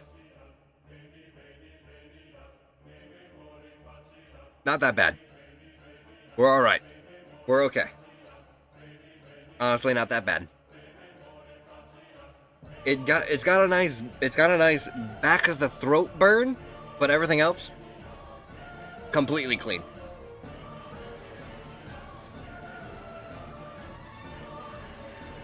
Oops. We're clean. We're clear. Nothing to worry about there. All right. Back to it. Trolina! Well, at least the name is accurate! This show was free! I still feel ripped off! Troy takes the stage once again. Is everyone having a good time? Yeah, you're doing fine, Troy. It's really good to see you in the audience, Gavin. No problem, son. You got this. You're really making me proud, Troy. I always knew you'd go into Dragon Housing just like your old dad. Dad, I really... Thank you for the care package real quick, Avel. I appreciate it. Ugh. All right, continue. I just want to play ball. No son of mine. Can we get a Chuckles war cry, please? I'm going to commit various war crimes. I quote this so much. I'll be wanted in at least 13 different countries. A war cry. Oh, a war cry? I'm going to commit various unforgivable war crimes. I'll be wanted in every country. Close enough. Mustard? How about mustard gas? Geneva Convention, more like Geneva Suggestion. Come, my child soldier. Full Metal Jacket. Oh, I become a space warlord in the Outer Rim. Hey, stop pissing on me.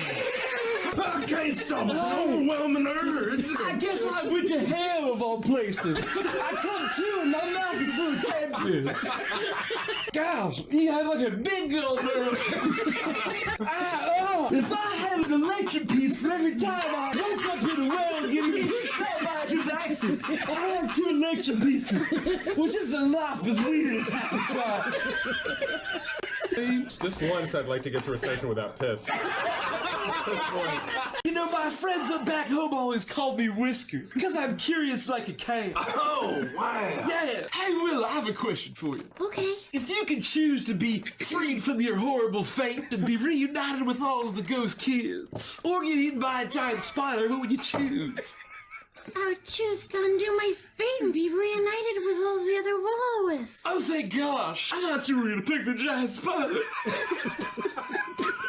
Wow, there's so many scenes about pissing and pissing on other guys. I have a question for you. If you could choose between drinking a whole pitcher of tall, cool Budweiser or losing both of your legs in a terrible train accident, which would you choose? Well, that's a tough one, but I think I'd go with the tall, cool picture of Budweiser, you fucking psycho. Oh, thank goodness. I thought you were going to go with the train. Why would you think I would go with the train accident? I guess I'm just a worrier. That's why my friends call me Whiskers. You know, after all of that all over me, I feel like we're off to see the wizard. You know what I mean? Gricko, you begin to feel your body change. So you get taller. Your eyes look towards Gideon, your arch nemesis. Mikey, will you please be Chuckles for me? What is happening to me? Oh my god. I am an elder god made flesh! flesh! Oh no, are you guys seeing this? Am I going crazy again? No, you're dead. I saw pigs eat your flesh. No, this is not happening. Oh, I watched the whole thing myself, hovering above my corpse that had withered away from alcoholism long before I expired. I knew this happened to Cluffy, and when I sucked him back to hell, I didn't think it would happen so soon. This is what happened to me. Gricko's stuck inside of Chuckle's mind right now, watching all of this happen. I feel like I wear goblin flesh pretty nice. I can warp it into reanimated clown flesh in a pinch. It actually is quite the easy conversion. Hey Gideon, what's your favorite animal? God, I hate this guy. You know what? It's a pig. You become a proud nudist. He may not be a threat to us. We have to be very careful to make sure that there's no problem. Do you think you can make this point with your clothes still on? I'm not sure what you're talking about. Oh. Give it here. Oh, your belt? Okay, there we go. Robes, I can do that. It'll just completely disappear into the bowl, or actually disappear. Oh. I take my undergarments off, and I stand proudly. But your shoes are still on. Oh, yeah, I mean, who's gonna take their shoes off? What an idiot. I'm a proud nudist, I'm not a psycho. I think you really should get rid of the shoes. No, I'm gonna keep the shoes on, Chuckles. I think I can probably get you some replacements that are even more sanitary. Make a persuasion check. The shoes come off. No! Here you go, your own pair of sticky squeakers. I regret making this decision, but I do need to wear my shoes. Oh, Oh no. Surely they come off. I'm beginning to remember why Gideon killed you. You realize you're completely nude and holding a donkey-headed Torvac. And wearing squeaky clown shoes. Most fake clarity. Most fake clarity. Where the fuck was that? My robe's gone and Chuckles is in his gone. hat to hell, and I'm totally nude in the Feywild. Looks like. Maybe your shoes will come off, though. Nope. Chuckles, somehow he returns. The bird just going. Nope.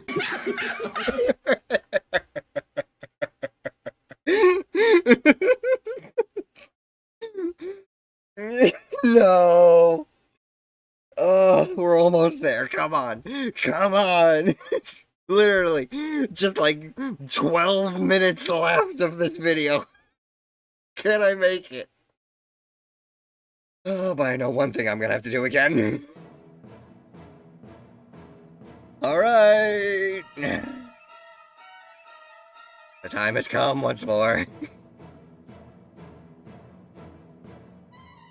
Oops, I accidentally removed Cajun from the list. Hang on a minute. I gotta put that back. Somewhere. There we go. Okay. Whew. Just letting all of you know. Fun little thing here.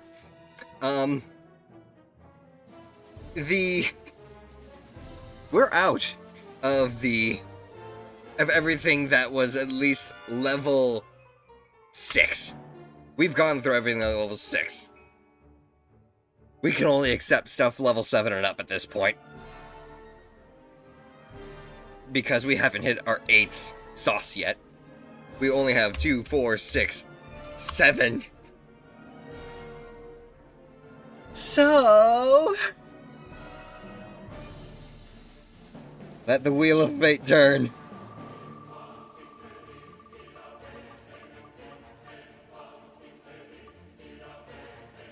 We did Ass Blaster already. We're not doing it again yet. Oh.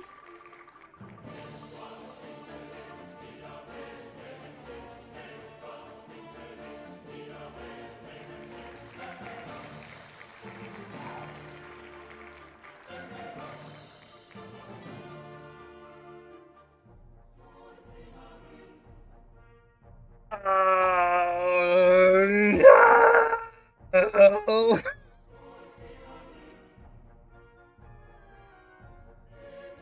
And if I didn't accidentally destroy Ass Blaster off of the wheel, it would have been Ghost Pepper. Does it count I removed Ass Blaster? Okay. You know what? I'll roll with that. I didn't accidentally just get rid of... I did get rid of spontaneous combustion. Shit.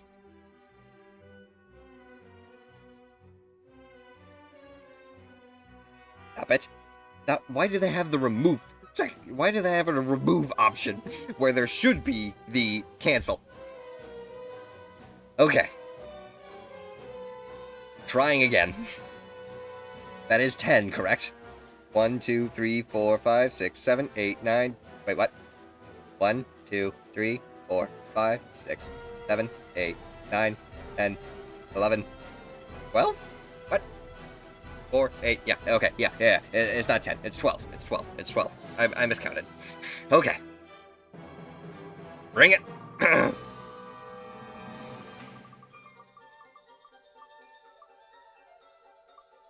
Where did Cajun? Don't click remove. Click close. Try again.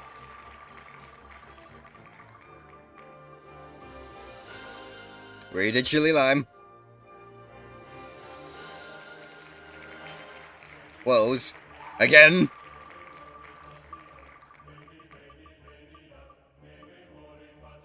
Roasted garlic. Roasted garlic. Which one is roasted garlic? Hot sauce from hell. Wasabi. Roasted garlic. Number 7 in the book of pain and pleasure. Although we might have to go again with the song.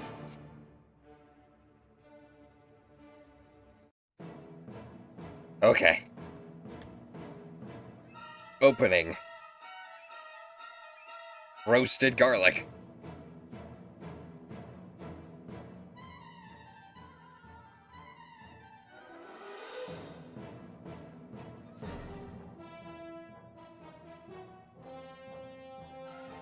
All right.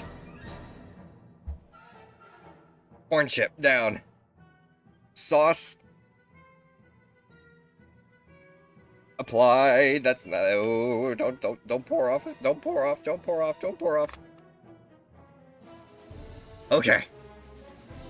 Surely this one is a good one. I enjoy a good Parmesan garlic chicken wing. But will roasted garlic be a change in that endeavor? Here we go.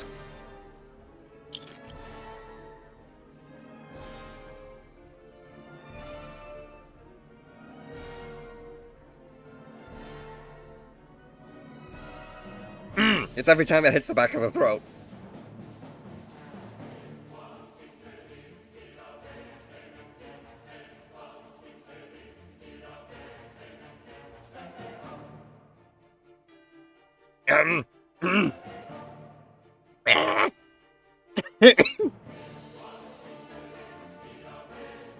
It's painful to swallow. Every time. Every time I swallow.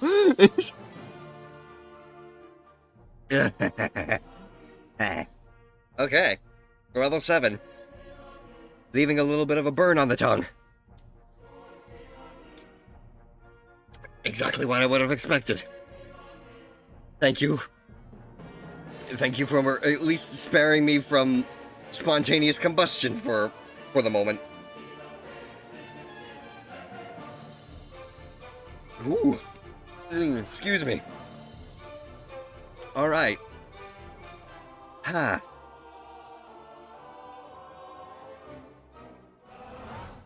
That'll do. That'll do for now. Let's continue. Chuckles. Somehow he returns. Probably shouldn't think too much about that and just continue on with the floor. Torbeck, are you feeling yourself again? You seem to have... Torbeck is fine. You seem to have a head of a donkey. Is that a euphemism? Torbeck's not very good with those. No. Look in the window just there. You can see your reflection. Oh. This may be permanent, both the size and the donkey head thing. Oh, yeah.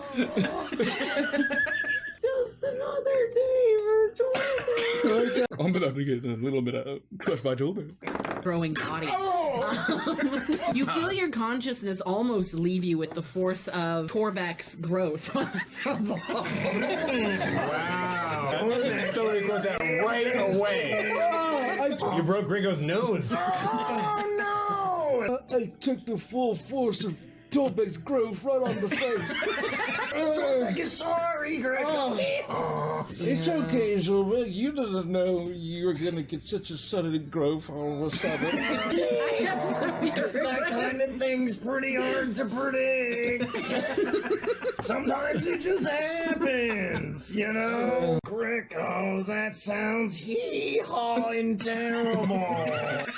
Hey guys, Torbeck doesn't want to be a downer, but Torbeck is slightly concerned about this. He pulls out the bloody blue scarf. Has anybody said anything about Agden being missing? Oh no! Good. Let's never speak of that again. No, that makes you royalty. Torbeck isn't sure that Torbeck can handle that responsibility. And you are now the brigand prince of Prism Hee-haw.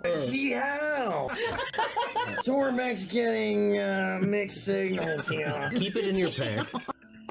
Okay, So, what are we gonna do?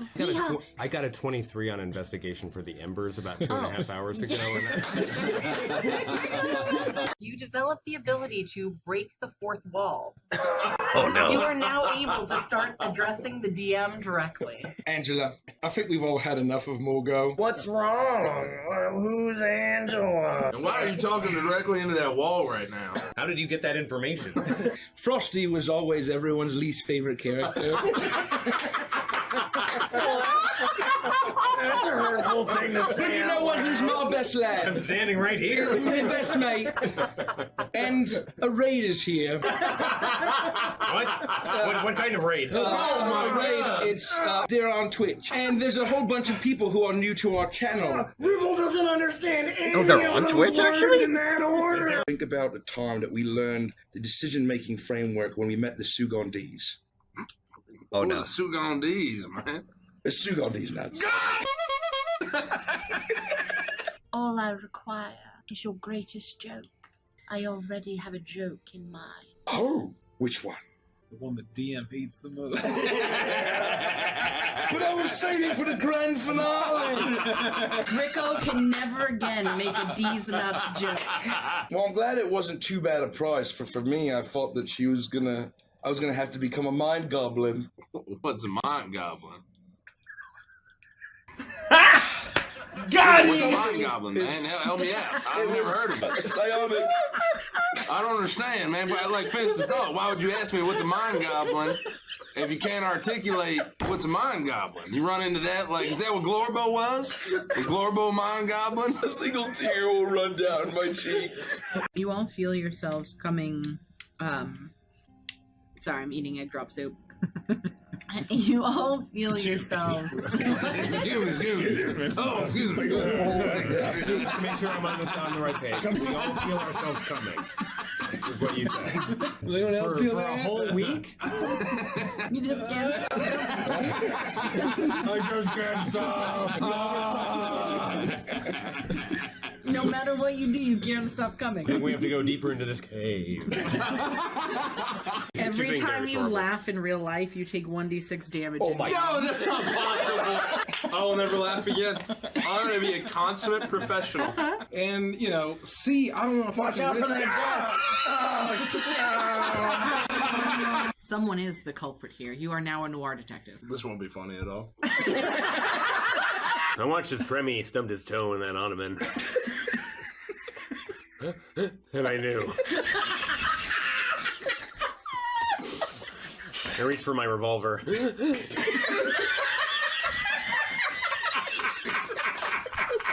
You look like you're in some pain. The face.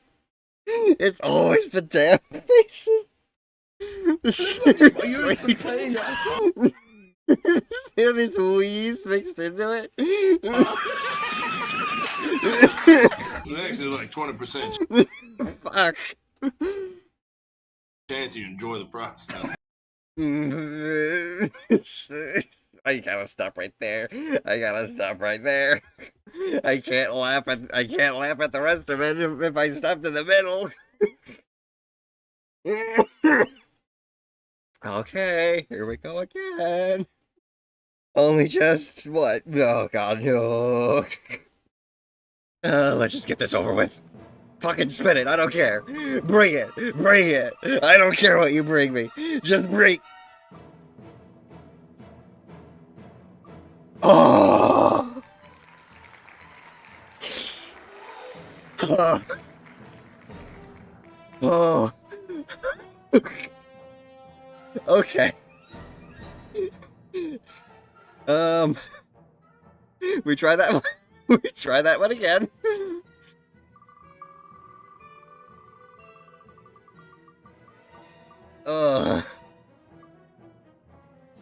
I'll give it one more time. One more. Oh.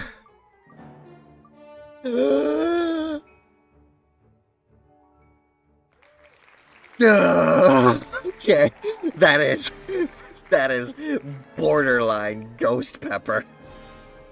That was borderline ghost pepper. Well, the hot sauce from hell, the devil's revenge. Here we go. It's a fucking Final Fantasy battle, just getting the plastic off the lid.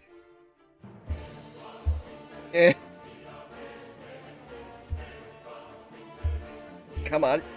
Come on. You know you wanna. Don't take this out of context. There we go. Oh, okay. I'm tearing off way more than I really should in terms of the packaging. But there we go. Pardon me. Ugh, fuck. The spices already. Did you say the devil's revenge is worse than ghost pepper? Don't tell me that. Ooh, pardon me. And why are you literally water? Oh, okay. Whoa. It started. It almost washed down off of the chip. Okay. The Devil's Revenge. The hot sauce from hell. Have you gotten through your little tutorial? The tutorial is over. We are in the heavy tier shit now. Okay, here we go.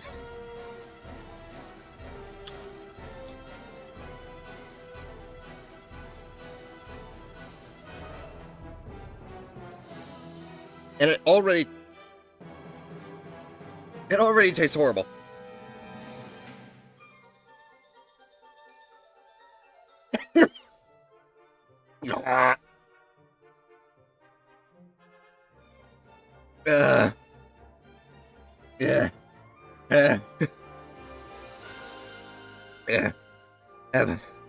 Oh, you mean...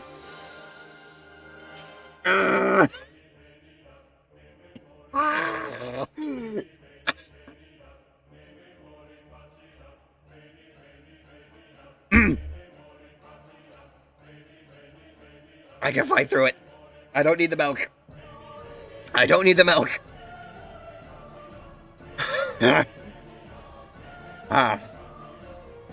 And yeah, we're basically on the Torbeck arc now.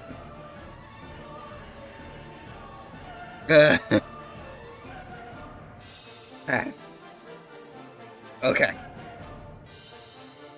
We're alright. Okay. You know, I could be really evil. Do it? No. Not my own moderator. Oh, god damn it. I knew it. I knew you guys. Okay. 1, 2, 3, 4, 5, 6, 7, 8, 9, 10.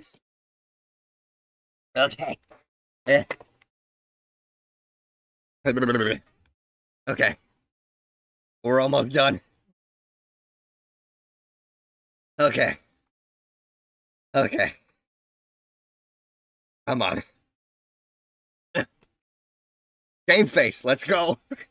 No laughing at this point. Stomach's never felt that way before. Oh yeah, don't stop. Clear it. Clear it. I'm in the danger zone. You got the crawfish, right? I at least got something either called crawfish or crawfish. Carlfish? Oh no, did I say carlfish? Hey there, guys. Oh God, I'm still alive. So,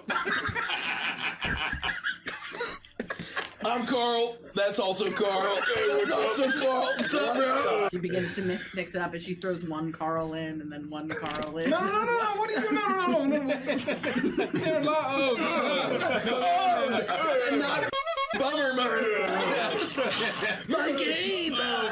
She begins to ladle the broth and then she scoops out one fish and puts it in, and there's a Carl in each bowl. Stop it. So, okay.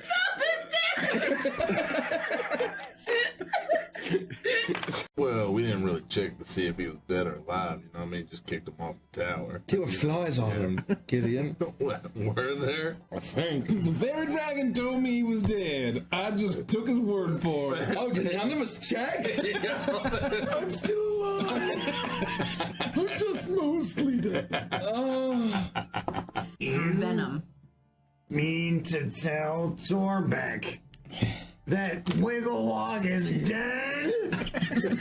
This whole time? No, not the whole time, man. He might have been alive when we got to him. Torbeck has been hoping to meet Wigglewog. Yeah, you could probably still meet him. You could definitely still meet him. You just can't have a certain point of conversation. view. What's a cigarette? You want one? A cigarette? Hey, don't owe her a cigarette, man. No, don't give her a cigarette. She's like 2 feet tall. She's probably, I think she's like 8,000 years old. She's older than all of us. Yeah, but she's 90% lungs. I mean, no, man. I'll try it. No, don't try it. She licks frogs constantly. She's into hallucinogenics, all right? Look, she's on way harder stuff. Like that. What do I do with it? You just suck on You it. put it out and then you walk No, away. not that side, the other side.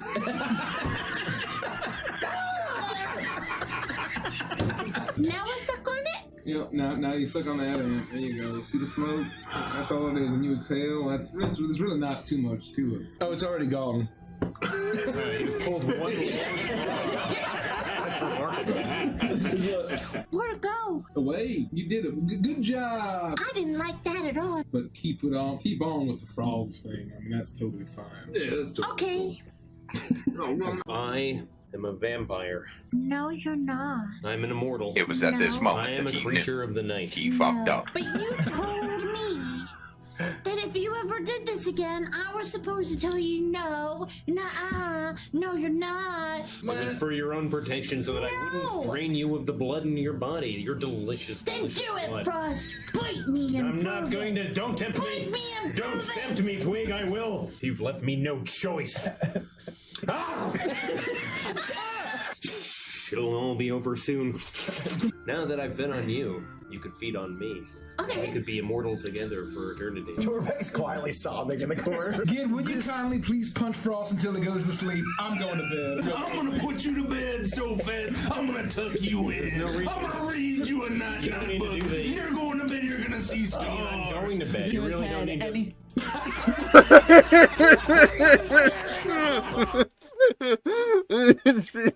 The next time. This place is tearing us apart.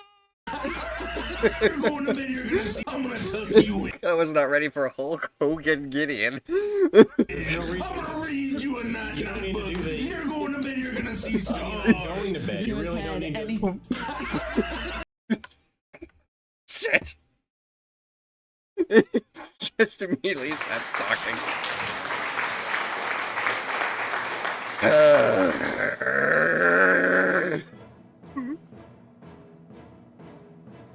The time has come.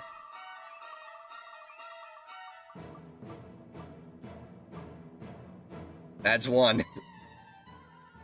If it's a duplicate on the third roll, we do it.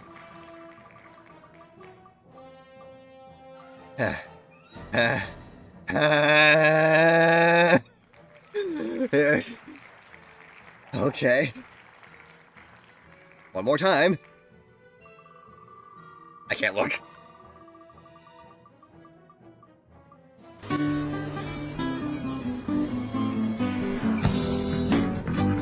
Shit! We gotta do Ass Blaster again. Which technically is supposed. Oh god, now that raises the question. Yeah. Do I do the Sriracha bottle or the Ass Blaster bottle?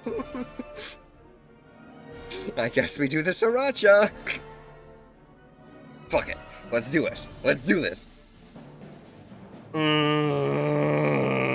Not ready for this syrup. Oh. Fuck.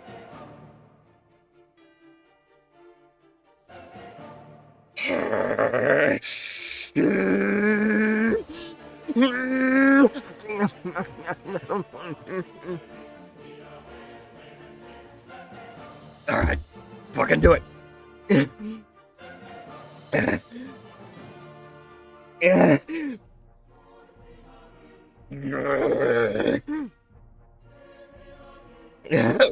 No, hiccups. No, the hiccups are back. Oh god.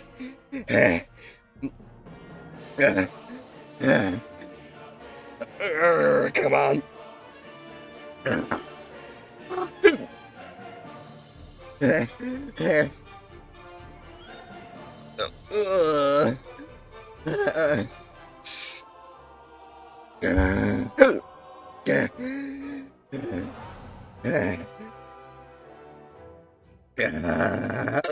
Good.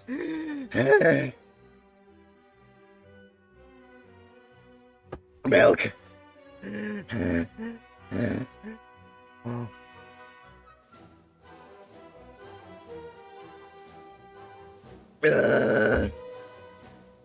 It's a good thing I don't have to work tomorrow.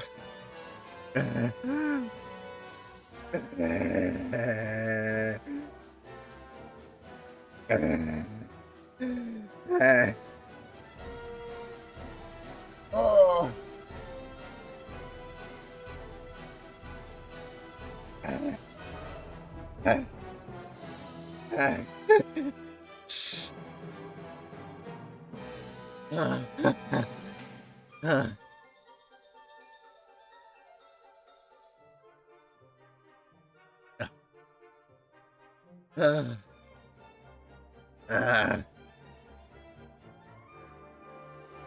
Enough. Oh. Ooh.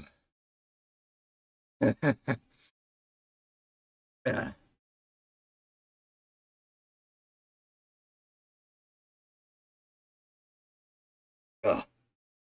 Please tell me you're at least thinking about that.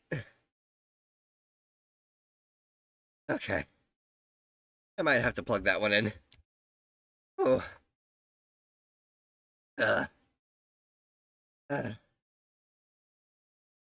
Oh.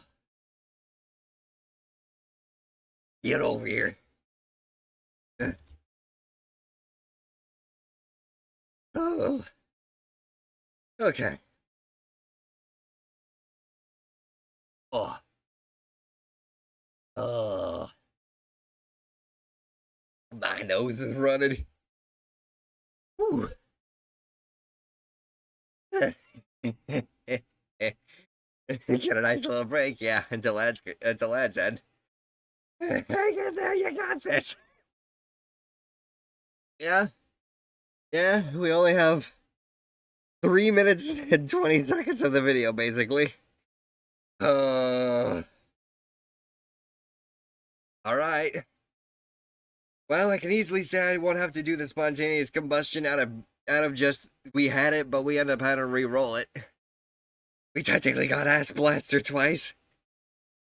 I feel a little bit numb in the lips. I'm tripping over my own words now. Okay.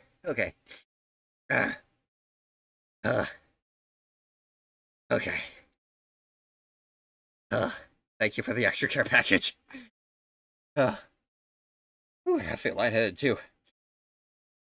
Brrr.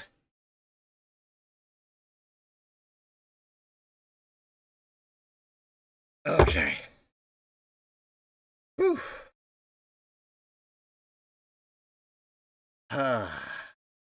Breathe. Okay. I can do combustion if I want. I'll see how I feel at the end of stream.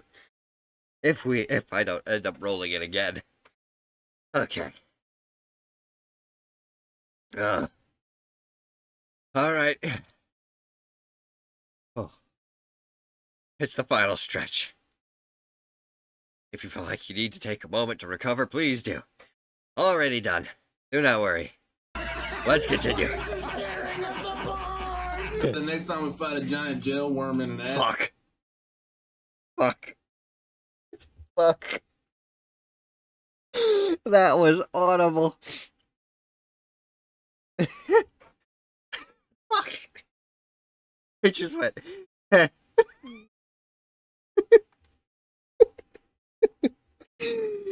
No. I wasn't even trying to play that one off. That was legit. That was. I mean, I haven't been trying to play off anything just for content. Trust me. No, I haven't. But that was just like the most out of body that I did. Oh no. Well, round two. It was 1 second. Going back for seconds. That's one. Do not say combust. There's only 3 we haven't touched yet. The original hot sauce from hell, ghost pepper, and spontaneous. Whatever this is. And wouldn't you know it? Alright. It's not Devil's Revenge, so it's not gonna be as bad, I guess. Where did my opener go? I lost my opener. Hang on a minute. I need to do something as a substitute. Where'd it go? I had it 5 seconds ago. Literally, there it is. I had it 5 seconds ago.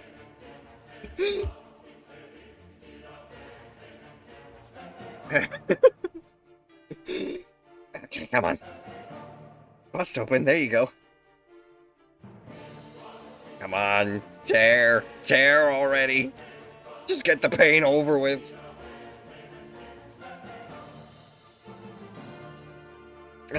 I've barely even, I mean, I'm only just on the downward slope of recovering from the last one.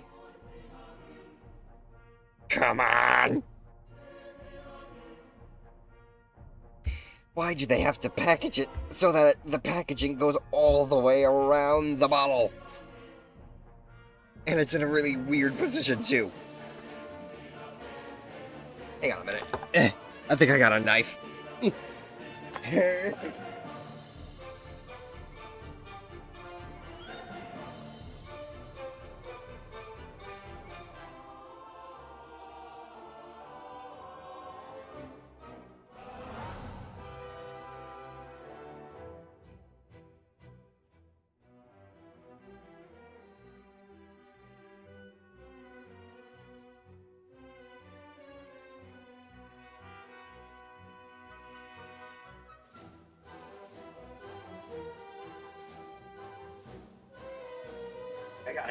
I got it. Okay. Who knew a box cutter from work would actually come in handy here? Okay. Right? Yes, very much so. Thank you. Thank you to my family, who helped me out with getting my starting working tools as an electrician. Okay.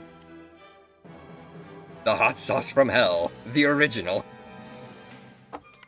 Now you know why I decided to do the tier list first. So that not only could I have a moment to digest my dinner and not feel like I needed to puke, but also just so that when I end stream tonight, I'm not exactly leaving it on a quieter note. Okay, hot sauce from hell. Let's make this bread.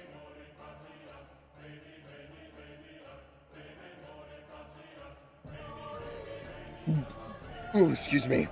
Here we go.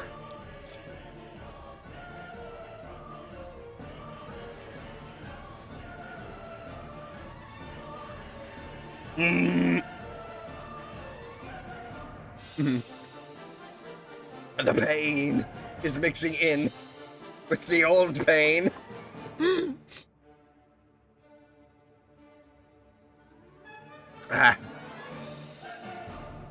But you know, because it's actually weaker than the Devil's Revenge, not that bad. Not that bad. Thankfully, not that bad.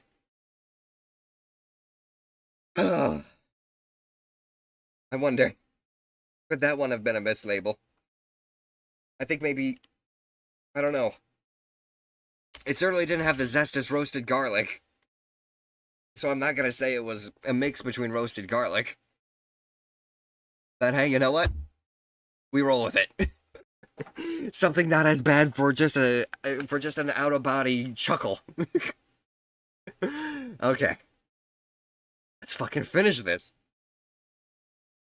Acid bit. I don't run into the acid. I want you to stop. I want you to think about a similar situation that may or may not have happened earlier today that is kind of similar to what we just went through. Hey, to be fair, they look like sexy satyrs. And there was a whole bunch, there's like 40 ounces of oil. If that's what you're referring to. Why'd you say it like that? Well, I just was going to say something else, and I thought I should just say oil. What do you mean? Realistic lips come on at you. Oil. You find an unpunched ticket from the Witchlight Carnival. You see the signature of a woman named Isolde. Let me see that ticket. Oh. And rather than being signed by Mr. Witch and Mr. Law, it just tells us that this is an old ticket. Oh. What? Give me that. Oh, it's an old ticket. It's expired. Where are you seeing that it's old? Right there where the signature is. I think what he's saying is that he can deduce that it's old because of the signature that's on it. Yeah, see, it says is old. There it is. There it is. Took me a minute. You got it. I didn't get it. Cormac, if you're offered another cookie, no, I'm whispering in your mind. Don't react. I've done this to you before. All right. If you're offered another cookie, don't take it. Do not take the next cookie. You've had 7. Cormac, have another cookie. Okay. No, don't do it. No. Don't do it. You don't You're want full. it? You're full. You can't. This Couldn't one has possibly. extra frosting on it for you, Cormac. No, no, no.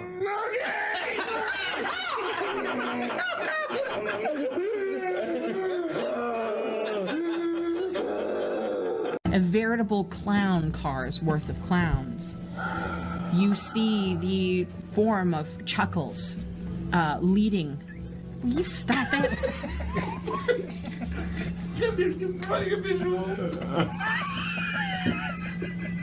And you see the image of Agden Longscarf. His scarf wrapped around you, almost choking you, his shadowy scarf. As he darts in another direction, completely knocking your legs. Mike, will you stop? No, it had to be the very last. It had to be the very last one. The fucking rabbit. Almost choking you with a shadowy scarf as he darts in another direction, completely knocking your legs. Mike, will you stop?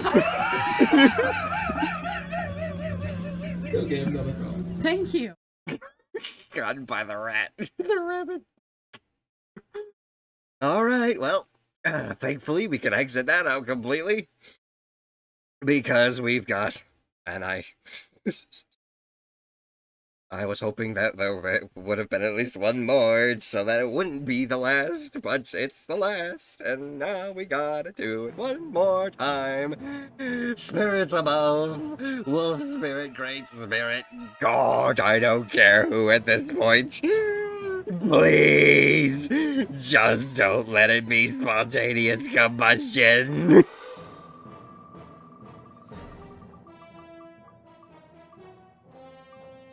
That's one. Going twice.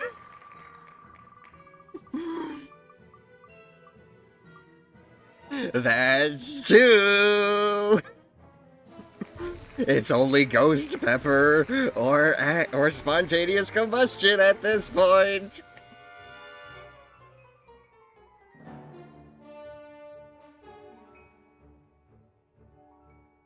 No, one more time.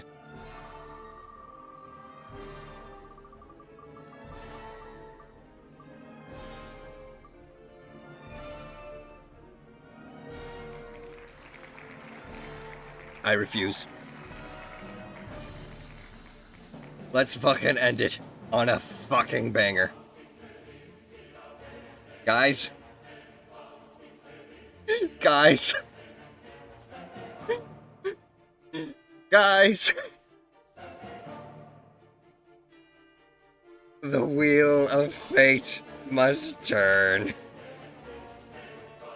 This is truly for the content. Pray for me. Wait. No, wait.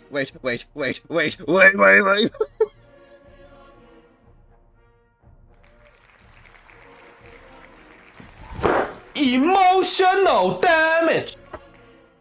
Uh-oh. I just threw my opener. I threw my opener.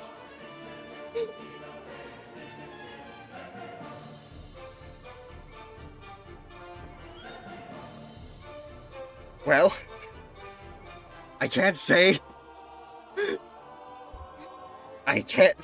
Oh no!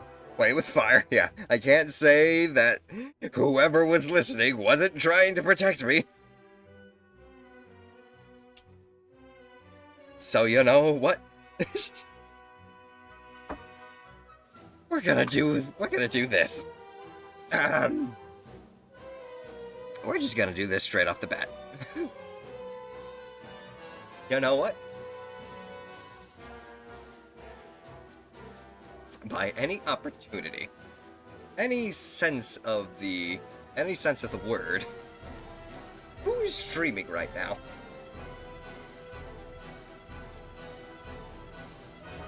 Ah, yes, lots of friends. Good. Let's go and... Let's go with an old friend that I haven't actually been able to raid in a while. Let's go with someone different. Yo, let's go. Come on.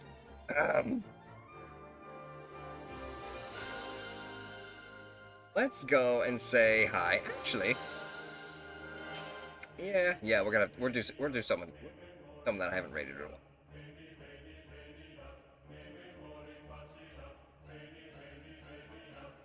We're gonna go and say this might very well work for me.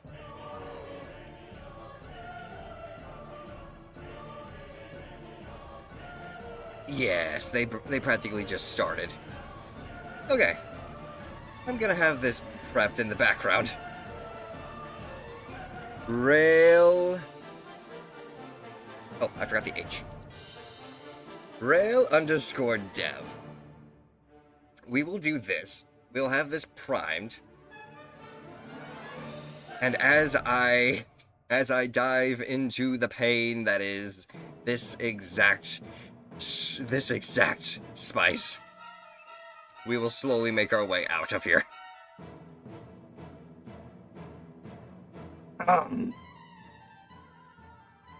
Thank you, Star, for the head pats. I won't even fight. I'm gonna need this. Ladies and gentlemen, level 10. Spontaneous combustion. Oh, and it's practically water. Okay.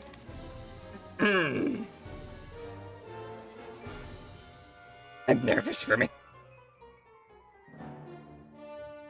Bottoms up, and spirits bless.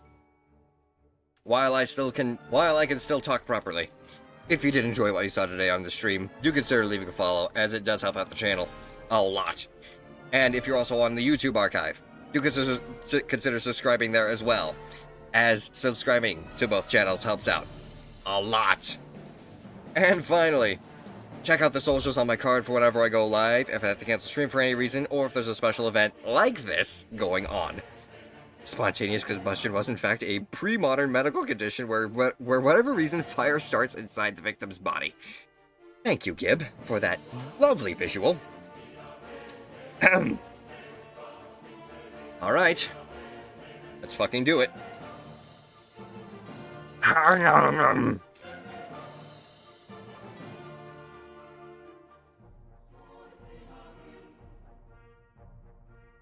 Oh no.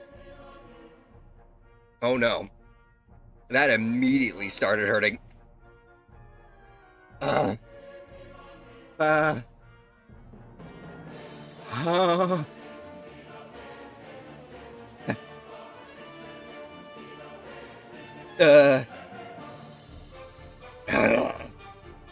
Thank you. Thank you all so much for joining me today. And thank you once again. I can't stop licking. Thank you all so much once again for joining me today. I appreciate you guys helping this stream grow to what it has become. Oh, I am profusely drooling.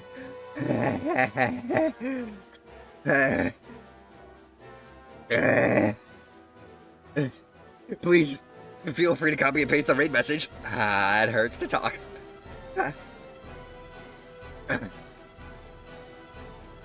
Spirits bless. And I'll catch you all later. Bye bye.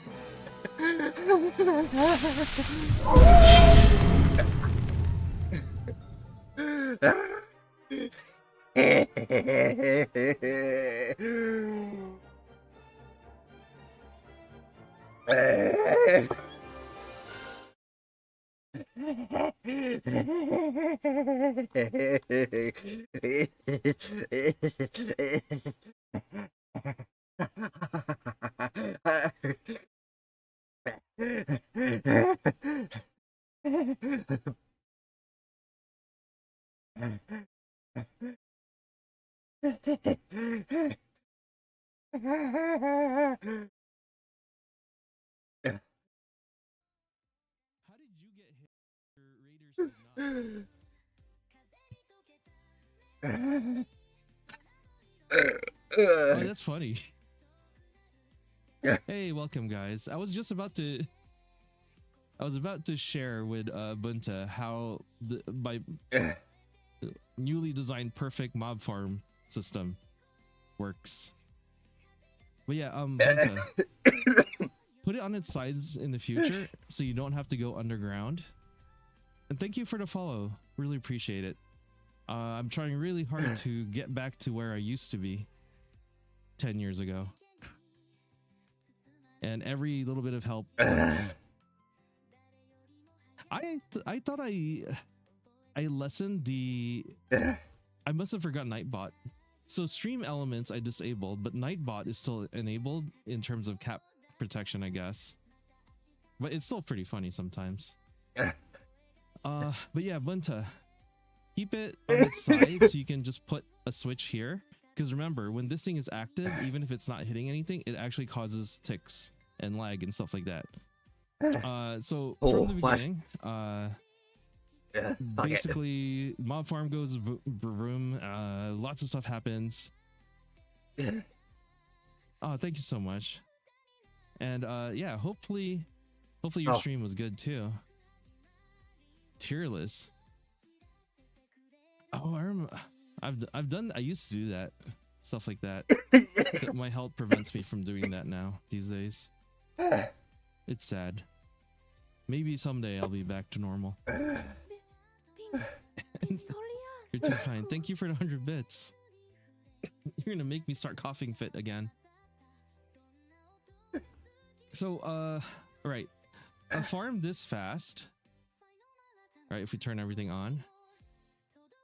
And this isn't even the fastest. It probably can go faster if I tick rate it. But I decided not to. I ran some testing. This wasn't causing lag at all.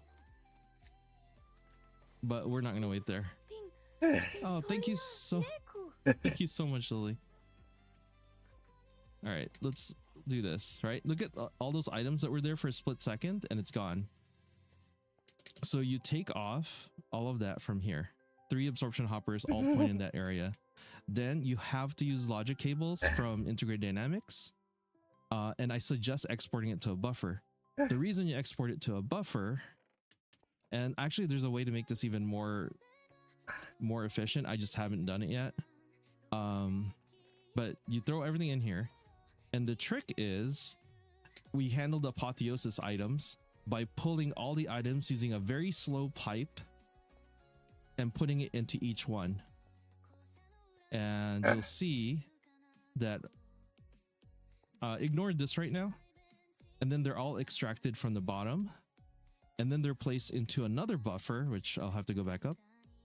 This was all like stuff we designed last night.